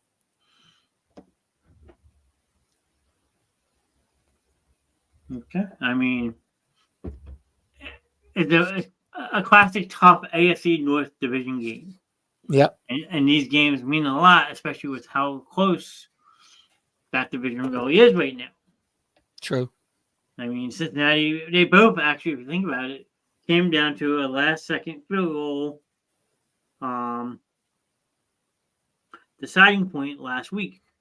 The Texans beat the Bengals by a field goal, and then the Cleveland Browns came back and beat the Ravens by a field goal. So both teams were coming off emotional weeks and pretty hopeful losses. But like you said, Baltimore is having a great year. You really haven't heard much chatter from Lamar Jackson. He got paid, he shut his mouth, and he's playing some pretty damn good football. Yeah, he is. I mean, Cincinnati needs to win this game to stay within reach of the division and playoffs. That's true. But I gotta give the slight edge to Baltimore. I think they come back out with more of that hungry mentality, the hungry dog run faster type thing. Yeah, I think they pull out a squeaker. They win on it's gonna be a close game for sure. Yeah. I mean, I gotta lean with you though and take Baltimore. I think just Baltimore has a little bit more zazz this year in their step compared to a team like Cincinnati. Just a single score game. Oh, absolutely, hands down. Yeah. All right, the next one is a laugher. I'm just gonna write us in. We won't even really talk about it, but we have to mention it. It pains me to say the Dallas Cowboys at the Carolina Panthers. Yeah. It always hurts to pick them, but yeah, got to go with the Cowgirls on that one. Cow bitches. Okay, they're not good anymore. They're bitches. But if people were saying Bryce Young was struggling, Dallas' defense is going to have a field day. Parsons gets 3 sacks. And I needed a defense in my money league because New Orleans is on a bye week this week. So I jumped on board and I took Dallas' defense. They were projecting like 15 points. Yeah. And they'll probably get it easily. Yeah, they're going to have a field day with that offensive line. Because last week I didn't have Tua in that league because he was on a bye week. So when I do my draft for that league, I always look ahead to bye weeks and who has the easier matchup. Yeah. And at the time, I looked and I saw Dak was playing the Giants. I was like, man, I as much as it hates me to do it, Dak was my last pick in that league. And I thank him for it because he got me 52 points last week. Yeah. Which in that league is a very big week. I had the high score in that league too. I put up 176 points, so I was happy. So, yep. It wasn't just Dak though. Dak's the only Cowboys I have on that player, and he's back on my bench this week. All right, the next one we have another tough division game, and you want to say tough division game? It's another AFC North division game. The Pittsburgh Steelers travel to Cleveland. Yeah, I mean, Cleveland's been playing pretty damn good. I mean, Myles Garrett, as we talked about earlier, I think is having an outstanding season. I think their defense has showed out. But the Steelers team has just got something going on. I mean, they're very quiet, 6-3. I believe. Yeah, well, like that. Yeah. And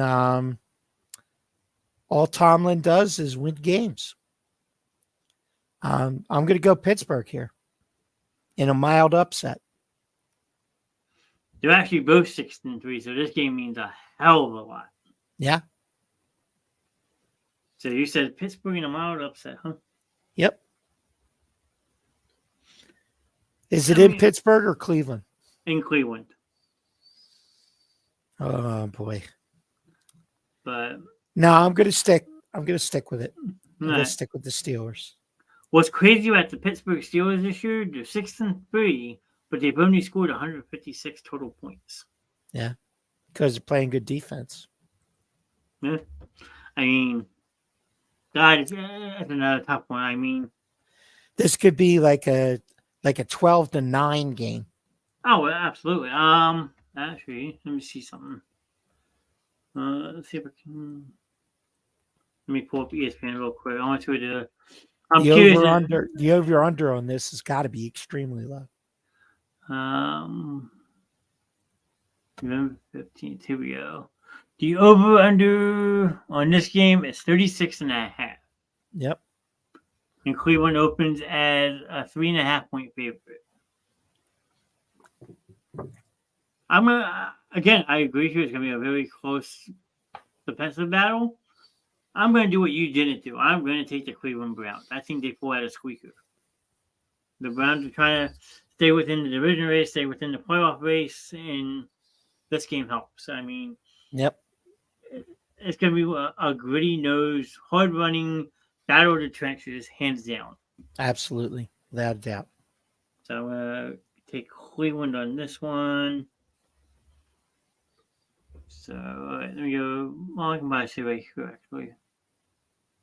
No, I'll just skip over that one. I'll just keep this open. The next one, because now I'm on ESPN, is the Chicago Bears at the Detroit Lions. Evening, Curtis. Thank you for popping in. Nice to Curtis. see you. Detroit. Yeah, I mean, it's hard to pick against the Lions these days. Yeah. I think they continue to bite kneecaps, and yeah, I definitely go Detroit here without much reservation. That is true. Curtis says the best show on Facebook. Curtis, we always appreciate your support, sir. Thank you, sir. Facebook has been good to us. If you haven't done so already, if you go back and rewatch the show, drop us a follow. Our numbers are getting higher and higher on Facebook, so I think I'm going to push Facebook a little bit more going forward. Just it's awesome to see people supporting us on all formats, but on Facebook especially. You guys have been great. So thank you very much for all the support you do give the show. Absolutely. Well said. So going back to these real quick, Chicago's no match. Even if they do get Justin Fields this game back, Detroit is playing some inspirational football, and they're proving to be a top 2 team in the NFC. They're winning the close games. Jared Goff's putting up silently good numbers. They're getting a good defensive effort once in a while. Last week was a good back and forth match, but Jahmyr Gibbs is really starting to come into his own. Amon-Ra St. Brown is having a great season as a wideout. Yeah. Gibbs is shutting me up, I'll put it that way. Yeah. I was on Gibbs early on, so I liked that it's panning out. Yeah, and don't forget they also have David Montgomery in that backfield too. Correct. So I mean, that's a good 2-headed monster going forward if you can keep both healthy. Yeah. More power to you. True. The next one you have the LA Chargers heading to Lambeau Field. Yeah, Green Bay has had their struggles this year. Mm-hmm. Jordan Love is taking his lumps. He's seeing firsthand the issues that caused Aaron Rodgers to get out of there with, not really making a big investment in that offensive line. And he is running for his life on a regular basis. He's got no time to read the field, but he's still hanging in there. I think that if they eventually do rebuild that line, I think that Jordan could be a respectable quarterback. However, in this particular game, definitely looking at the Chargers. They're overall playing pretty well. I mean, Justin Herbert isn't really putting up, crazy numbers, but he's getting the job done.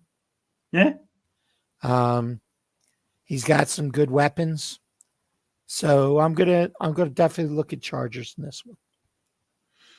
No, I would agree with you 100%. I mean, Chargers were in that game last week versus Detroit. They could easily have won that because Hubert had a good game. Austin Eckler staying healthy. They're getting some timely runs from Joshua Kelly, breaking a couple. Keenan Allen had a monster year so far.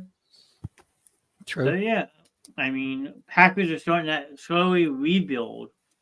And believe it or not, I mean, as much as it's going to hurt your ears to hear this, a lot of people want him to give Sean Clifford a shot, maybe even by the end of the year. Yeah. Just to see what Clifford can do up there. But I think it's Jordan Love's team. But if they keep losing the way they are, you're going to be out of playoff contention. So who knows? Clifford might get a start or two to end the season if you're out of it, just to evaluate him, see what he can do at this level. Right, but don't know if he's going to fare much better without an offensive line. Very true. You see that with the New York Giants right now. So with Danny DeVito. Yep. So I would agree with you on this one as well and take the Chargers. Even though half my fantasy team is the LA Chargers, but we won't talk about that. All right. The next one, you have the Las Vegas Raiders, who are now 2-0 under Antonio Pierce, coming down to South Florida to take on the Miami Dolphins. So, I mean, can they keep that ride of momentum going into Miami? I don't think so. I think they hit that brick wall finally. Because the first 2 weeks with Antonio Pierce, they played the New York teams, and we both know both the Giants and Jets are mightily struggling this year. Yeah. So I just don't see them putting up much of a fight versus the Miami's team, who is pretty damn good at home this year. True. So I am going to take the Dolphins on this one. And for many of the same reasons, I totally agree, and I also would look to the Dolphins. Plus, they have had a week to prepare with having the bye week last week, so that helps too.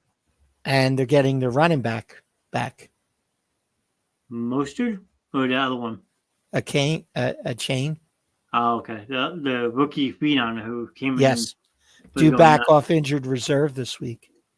That would be a good addition for a Miami team who doesn't have that running game, but has been lackluster with it since he got hurt. Mostert's still putting up Mostert numbers, but having him back in the lineup should help a lot. The two-headed monster theory again. That is very, very true. You're absolutely right. Yep. My guy, Mr. Trey, in the chat. Good evening, hey, sir. Trey. Nice to see you. All right, the next one, we have an NFC East battle this week. You have Danny DeVito taking the trip down I-95 to visit Sam Howell and the Washington Commanders. Yes, sir. Well, I mean, this one's pretty simple. Danny DeVito, it's not your week. After finding out from you, Johnny, that Mr. Howell is leading the NFL in passing yards, surprisingly, the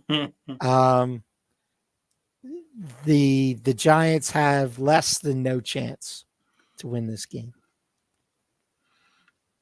Well, it makes you feel any better. Washington's opened up as a 9.5-point favorite. Surprising it's not more. Yeah, I mean, I will agree that Washington wins this game because Sam Howell's been playing great. They've also been getting some good money from Brian Robinson. The wide receivers are producing. But the surprising thing, looking at this, Washington's 1-3 at home this year. Yeah. And most of the games that they've won have been on the road. I mean, don't get me wrong, the stadium is a dump down there. I've been down there personally. I know it firsthand. Yeah. But well, they'll have a new stadium in no time. Trust me. Yeah, but especially with Josh Harris running the team. Josh Harris is all about the new stadium. Yeah, it's all about spending money too. That was one of the keys to the deal.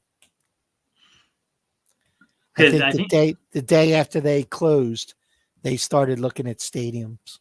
Yeah, because I think they're finally starting to completely demolish RFK. I read that article a couple weeks ago. So who knows? They might be moving back to the DC area. Because right now they play nowhere even close to Washington DC. No. So, but no, I just don't think the Giants match up well this week at all. Not at all. So I mean, Washington, and I wouldn't be surprised if it's not as bad as what the Giants got their ass kicked versus the Cowboys, but a 2-score game. Okay. So, my theory. All right, we already did Dallas, Carolina. The next one, we have another division game.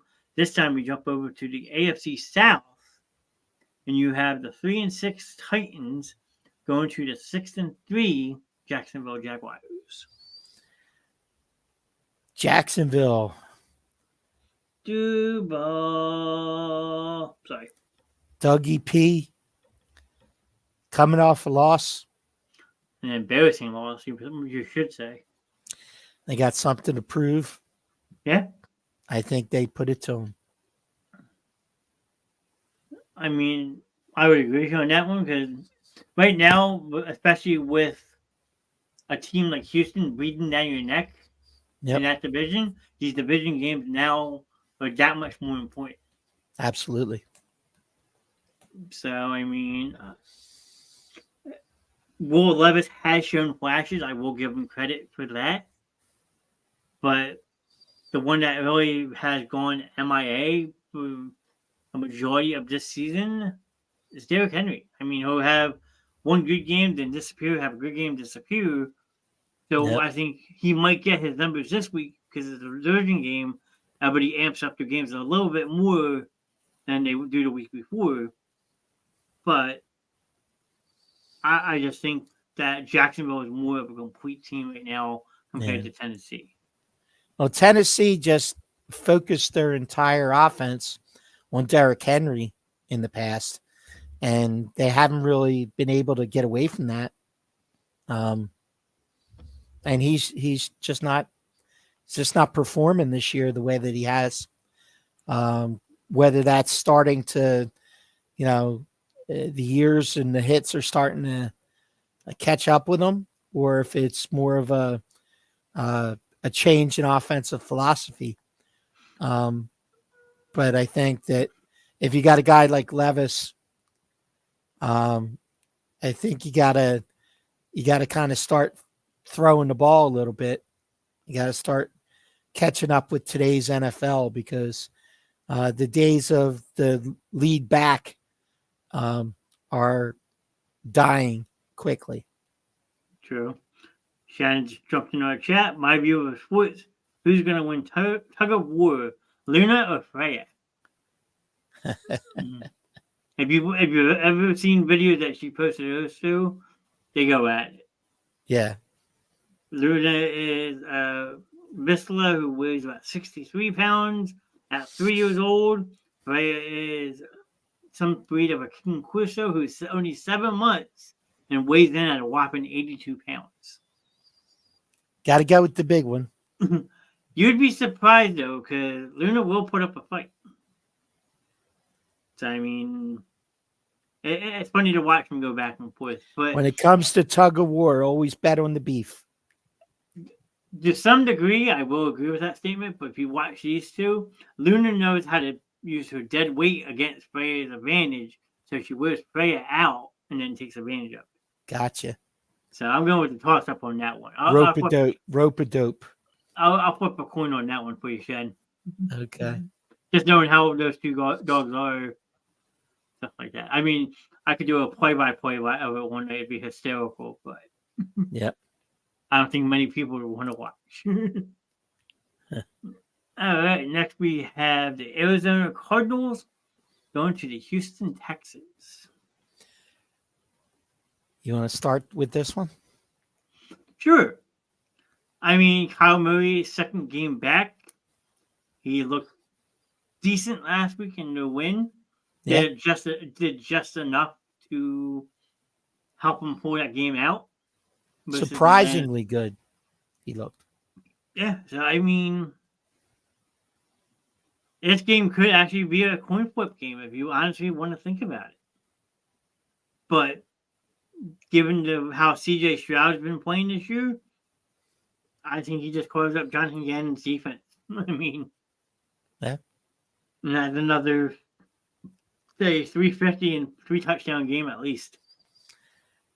Yep, I'm with you on this one, John. I have been watching Stroud for the last couple weeks, and he's getting it done. I mean, he's got some great receivers in Nico Collins and Tank Dell. Noah Brown. Yep. Noah Brown down there, Don Schultz. I mean, yeah, he's a lot of weapons. So I agree with you. I'll go with Texans. But don't be surprised if Kyler does work some magic and keeps this game closer than it should be. Okay. I mean, it's only a 4-point spread to open up the week with Houston being the favorite. But like Arizona also has James Conner coming back this week, second week back. They have that newfound tight end in Steve McBride, who had a big game last week versus Atlanta. So they do have the offensive weapons to compete, but how do they go into Houston versus a team that's been pretty on fire? And DeMarco Ryans' first year as a head coach doing what he's doing is pretty impressive. Yeah, it is, really. He's done a good job. So, I mean, if you're the Cardinals, you kind of want to go into this game and upset them because you have the Texans' first round pick next year. Yeah. But I don't see it happening. No, I don't think so. Stroud's just been playing really good football. So, I mean, but I wouldn't be surprised if it was closer than people think. Okay. All right, next we have the Tampa Bay Buccaneers going from their South Florida location all the way up to Santa Clara to play a now beefier San Francisco defensive team. Okay. Does Baker Mayfield have magic in him for this week? I don't think so. I don't think so either. I think the Niners only have one game on their minds right now.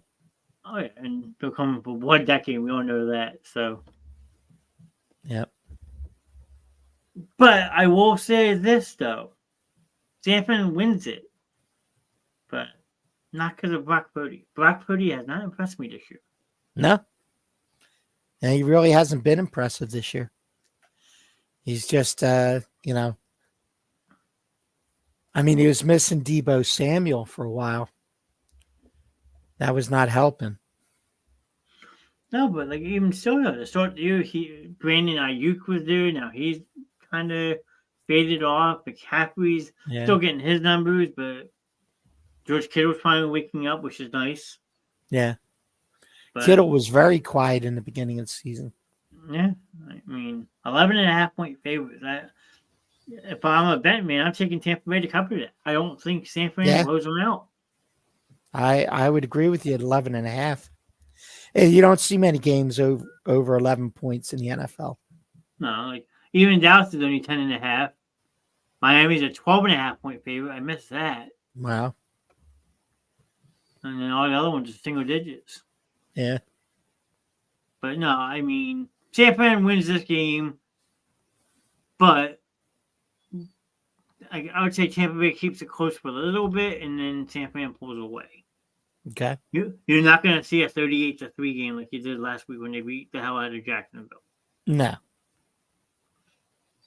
So that's just opinion. I mean, we're just spitting our opinions on the show. We're not paid by the NFL by no means. So, all right. The next one we go up to upstate New York for an AFC matchup. The New York Jets versus the Buffalo Bills. And no, Aaron Rodgers is not playing this week for the. The Jets and Bills used to always be an unpredictable matchup. Still is, actually. The Bills have been turning the ball over at an alarming rate. The Jets have a pretty decent defense. Yeah. However, I just don't see the Jets coming out on top on this one. I mean, I don't think they're a bad team, but they're not a good team. Now, whether they would have been significantly better with Aaron Rodgers, good chance. Would they be Super Bowl contenders? Absolutely no.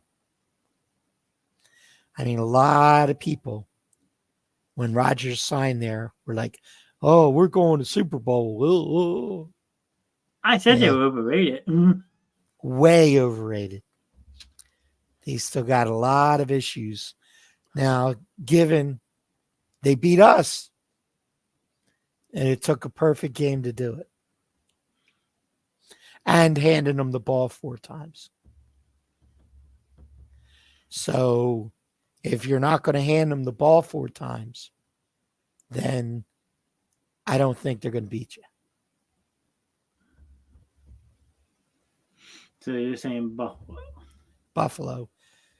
The inconsistent Buffalo, after turning it over multiple times again this past week, has guys got to spend the entire week working on ball security. And if they don't turn the ball over multiple times, then I think that they win the game. All right. Well, I'm gonna flip the spectrum on you. Mm-hmm. I'm gonna take the Jets. Okay. Because they beat them week 1 without Aaron Rodgers to begin with, who went down in the first series of that game. They won the game based off turnovers. Yep. Okay. Now walk-off punt return to win the game, which you never see in the NFL. Right. My biggest thing going into this week is the Bills just fired Ken Dorsey, the offensive coordinator. True. So now you have a brand new interim offensive coordinator in Joe Brady taking over that offense. Okay. Does that solve their problems? Maybe. But do we usually see a little bit of a struggle off the bat? Because now you have a new voice in your head, stuff like that? Absolutely. Okay. Fair.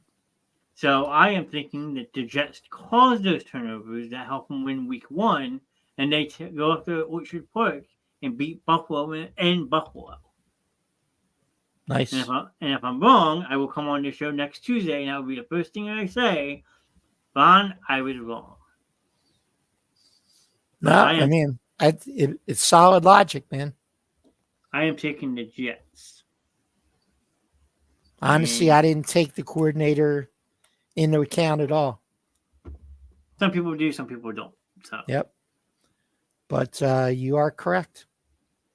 We got 3 more to get through. The next one is another NFC West matchup. The Seattle Seahawks going to the LA Rams. Now, I don't think that the Rams have the offense or the defense to contain Seattle. Seattle is playing great football on both sides of the ball. Gino except has for a had hiccup. Except for a hiccup 2 weeks ago, yes, where they only scored 3 points. Yes, and that was a road game versus Baltimore. You're right, but these division games are tough. They're always a coin flip. Like this one's only a -1. Wow. But I just think that Seattle knows what they're up against. They are fighting for that division with San Fran, who they will face back to back in a couple weeks, pretty much. And they know that they need to stockpile these wins like we did to start the season. So I think Seattle pulls it out. Okay. Not by much, one possession game, but end of the day, I think they pull it out. Mm-hmm. Well, I kind of agree with you. I think that Seattle's in a situation right now where they really can't afford a loss, knowing that they have some tough games coming up. So for that reason, I think that Seattle is going to take care of business this week. Like I said, it could go either way. These division games are always tough to pick because those teams know each other so very well. Yep, they do. And they're always the games that are circled on the calendar to start the year. Yep. All right. Sunday night football this week, we have the Minnesota Vikings going to the Denver Broncos. Josh Dobbs is the guy. Yeah, he's proven it. That's what it comes down to. Josh is the guy. I think that he is showing that he is the guy to step into that situation and hit the ground running. I think he's got the team behind him, and I think that Minnesota is going to make a push coming down the stretch here and make that division kind of interesting. Yeah, they very well could. I mean, I think they played Detroit a couple times coming up. Yep. I'd have to look, but so give me the Vikes. No, and what you just said is spot on. Josh Dobbs is the guy right now, and he's turning heads in this league. And like I had mentioned in a podcast yesterday, you could consider Josh Dobbs maybe a comeback player of the year type candidate for what he's doing. Because you figure this is the third, fourth team he's been on this year, and everywhere he's gone, he's produced. So, I mean, more credit to Mr. Dobbs, that's for damn sure. Yeah. Yeah. Learning on the fly. Yeah. So, I mean, this could be a back and forth game, but I would give the slight edge just based off the Dobbs factor right now to Minnesota. So I will agree on that one. All right. The main event. And one other thing on that. Yeah. Wouldn't Minnesota be getting somebody back this week? Mr. Justin Jefferson. Mr. Justin Jefferson's coming off injured reserve this week. Yep, he will be probably matched up versus Patrick Surtain, which should be actually a pretty good matchup if you think about it. So, and the emotional effect of having him back on the field, I'm sure is a boost to Minnesota as well. You're right. Thank you for mentioning that. Yep. All right, the main event of Week 11.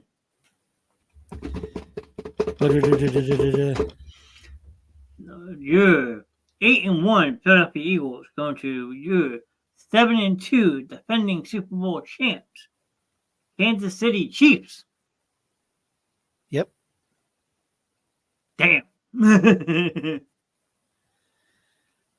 Oh boy. I kind of don't want to pick this game, to be honest with you. I don't want to put them loiks on anybody, but Andy Reid coming off a bye week. Yeah. What did I say earlier? 24-2? 27-4. 27-4. Coming off a bye week. But the Eagles are also coming off a bye week. Yes.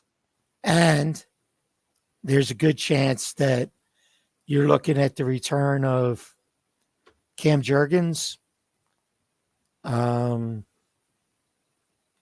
Roby, and Justin Evans as the safety. So with the secondary back in place, and really the Chiefs receivers have not been impressive this year at all.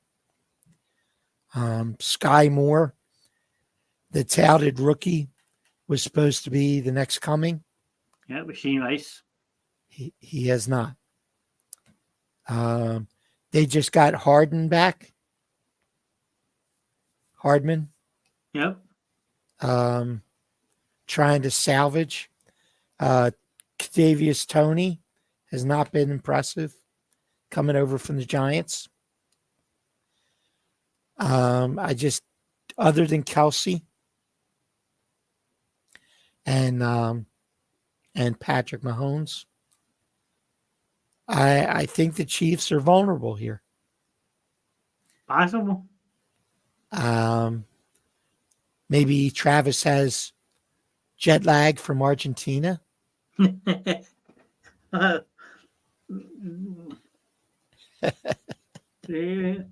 not too swift in the air. He might. Yeah, well, he'll just have to shake it off. Oh man, people will go. We'll be back and watch this show and laugh. So I think that the Eagles are playing at a high level right now. They're finding ways to win. I think that the defense of the Eagles is going to get to Mahomes. I think that if the secondary can hold up their end of the bargain with these players returning, I think Jalen, the Kansas City defense is prime for Jalen to just sit back and pick them apart. So for that reason, I am going to go Eagles.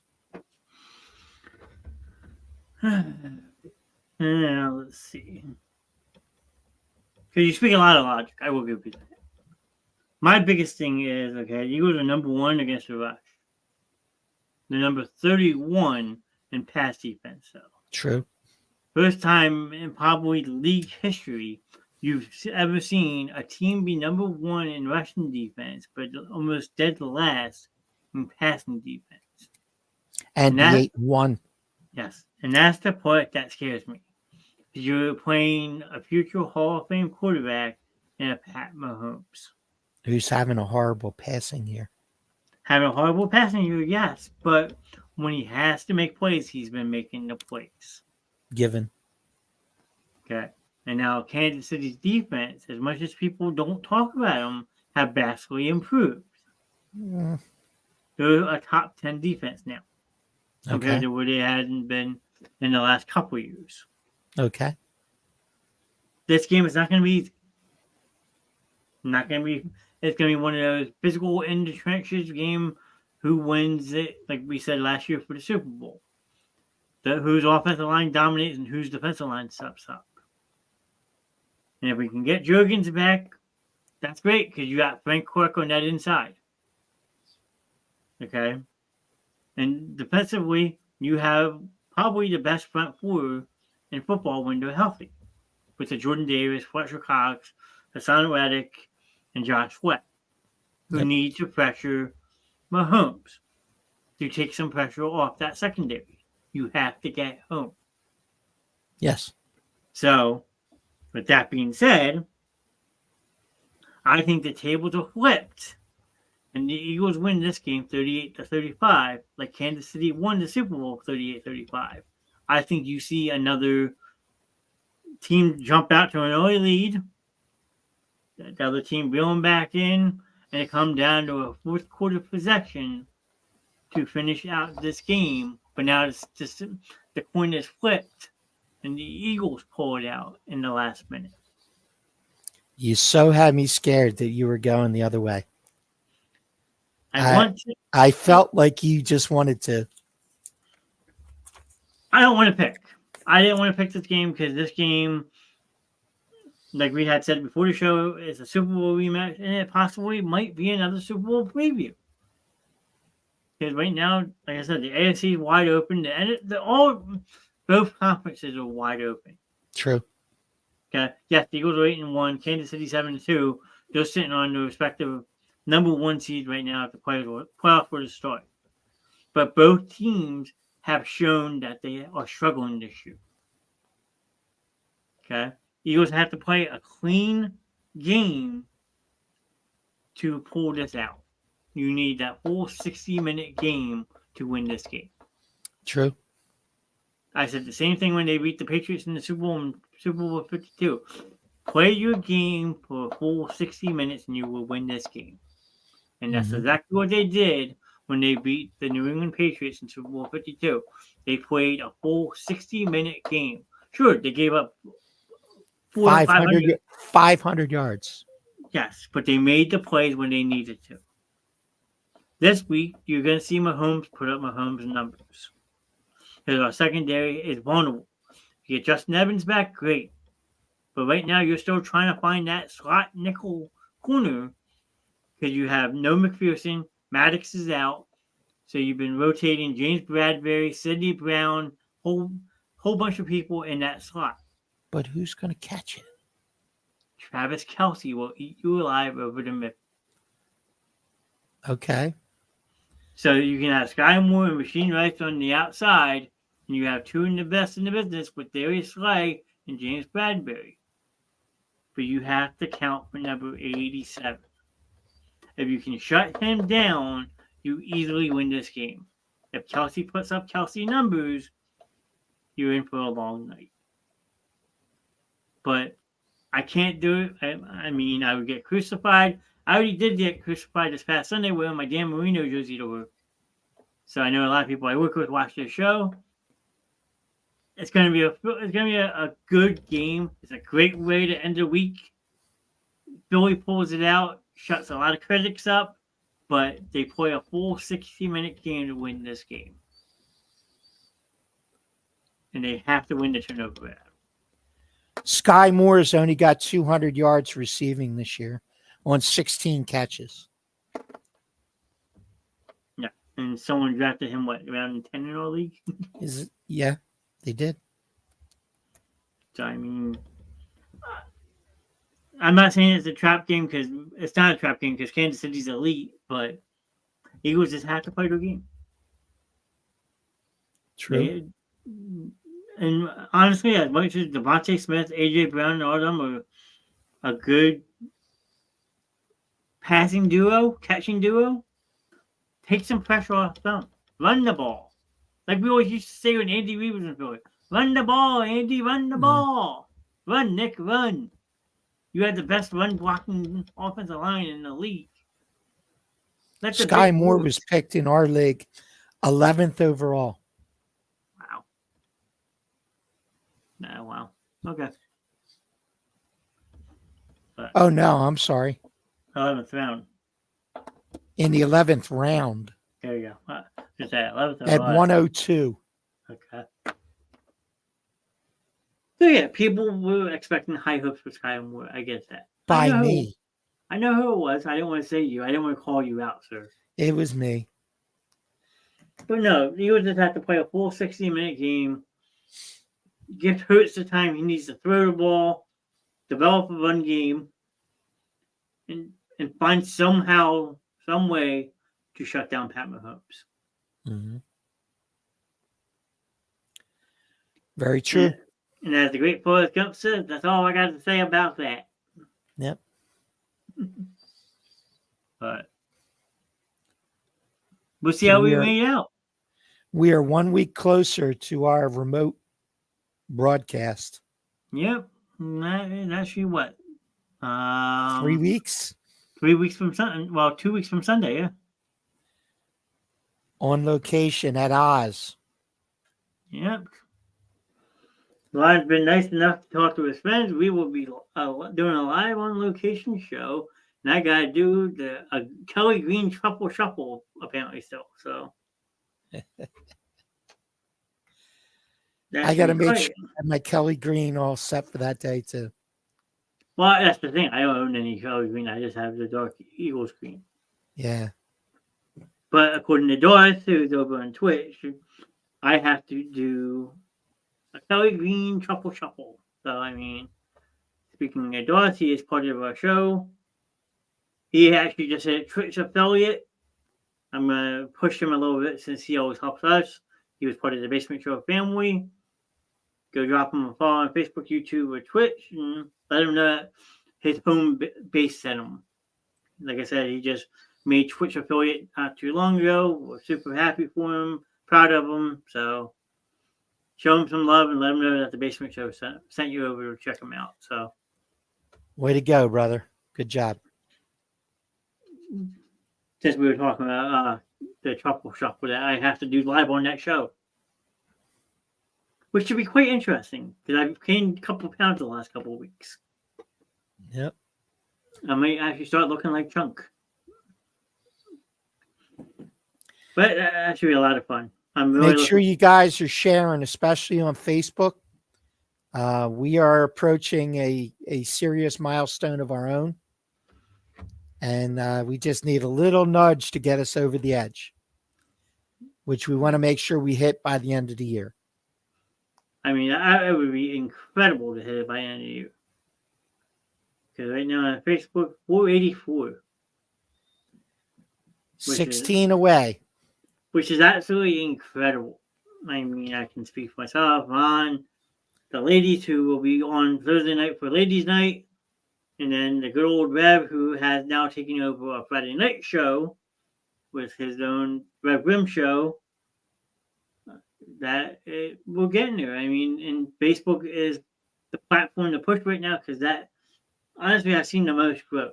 I mean, sure, TikTok and YouTube and Twitch and all that are good, but to have almost 500 people following us on Facebook alone, which is the hardest platform to gain a following on, is absolutely mind-blowing.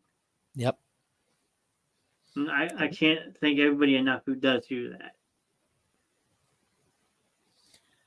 Because we can't do it without you guys. I mean, you guys have driven the success of the channel in its current configuration, in its previous configurations. We're still trying to keep on listening to feedback and making the changes we need to make in order to make it as enjoyable for you as it is for us. We obviously can't do it without your interaction, without your passion, without your knowledge, without you. Pretty simple, without you guys. Yeah. We're very grateful. We are hopeful that we get this last push on by the end of the year.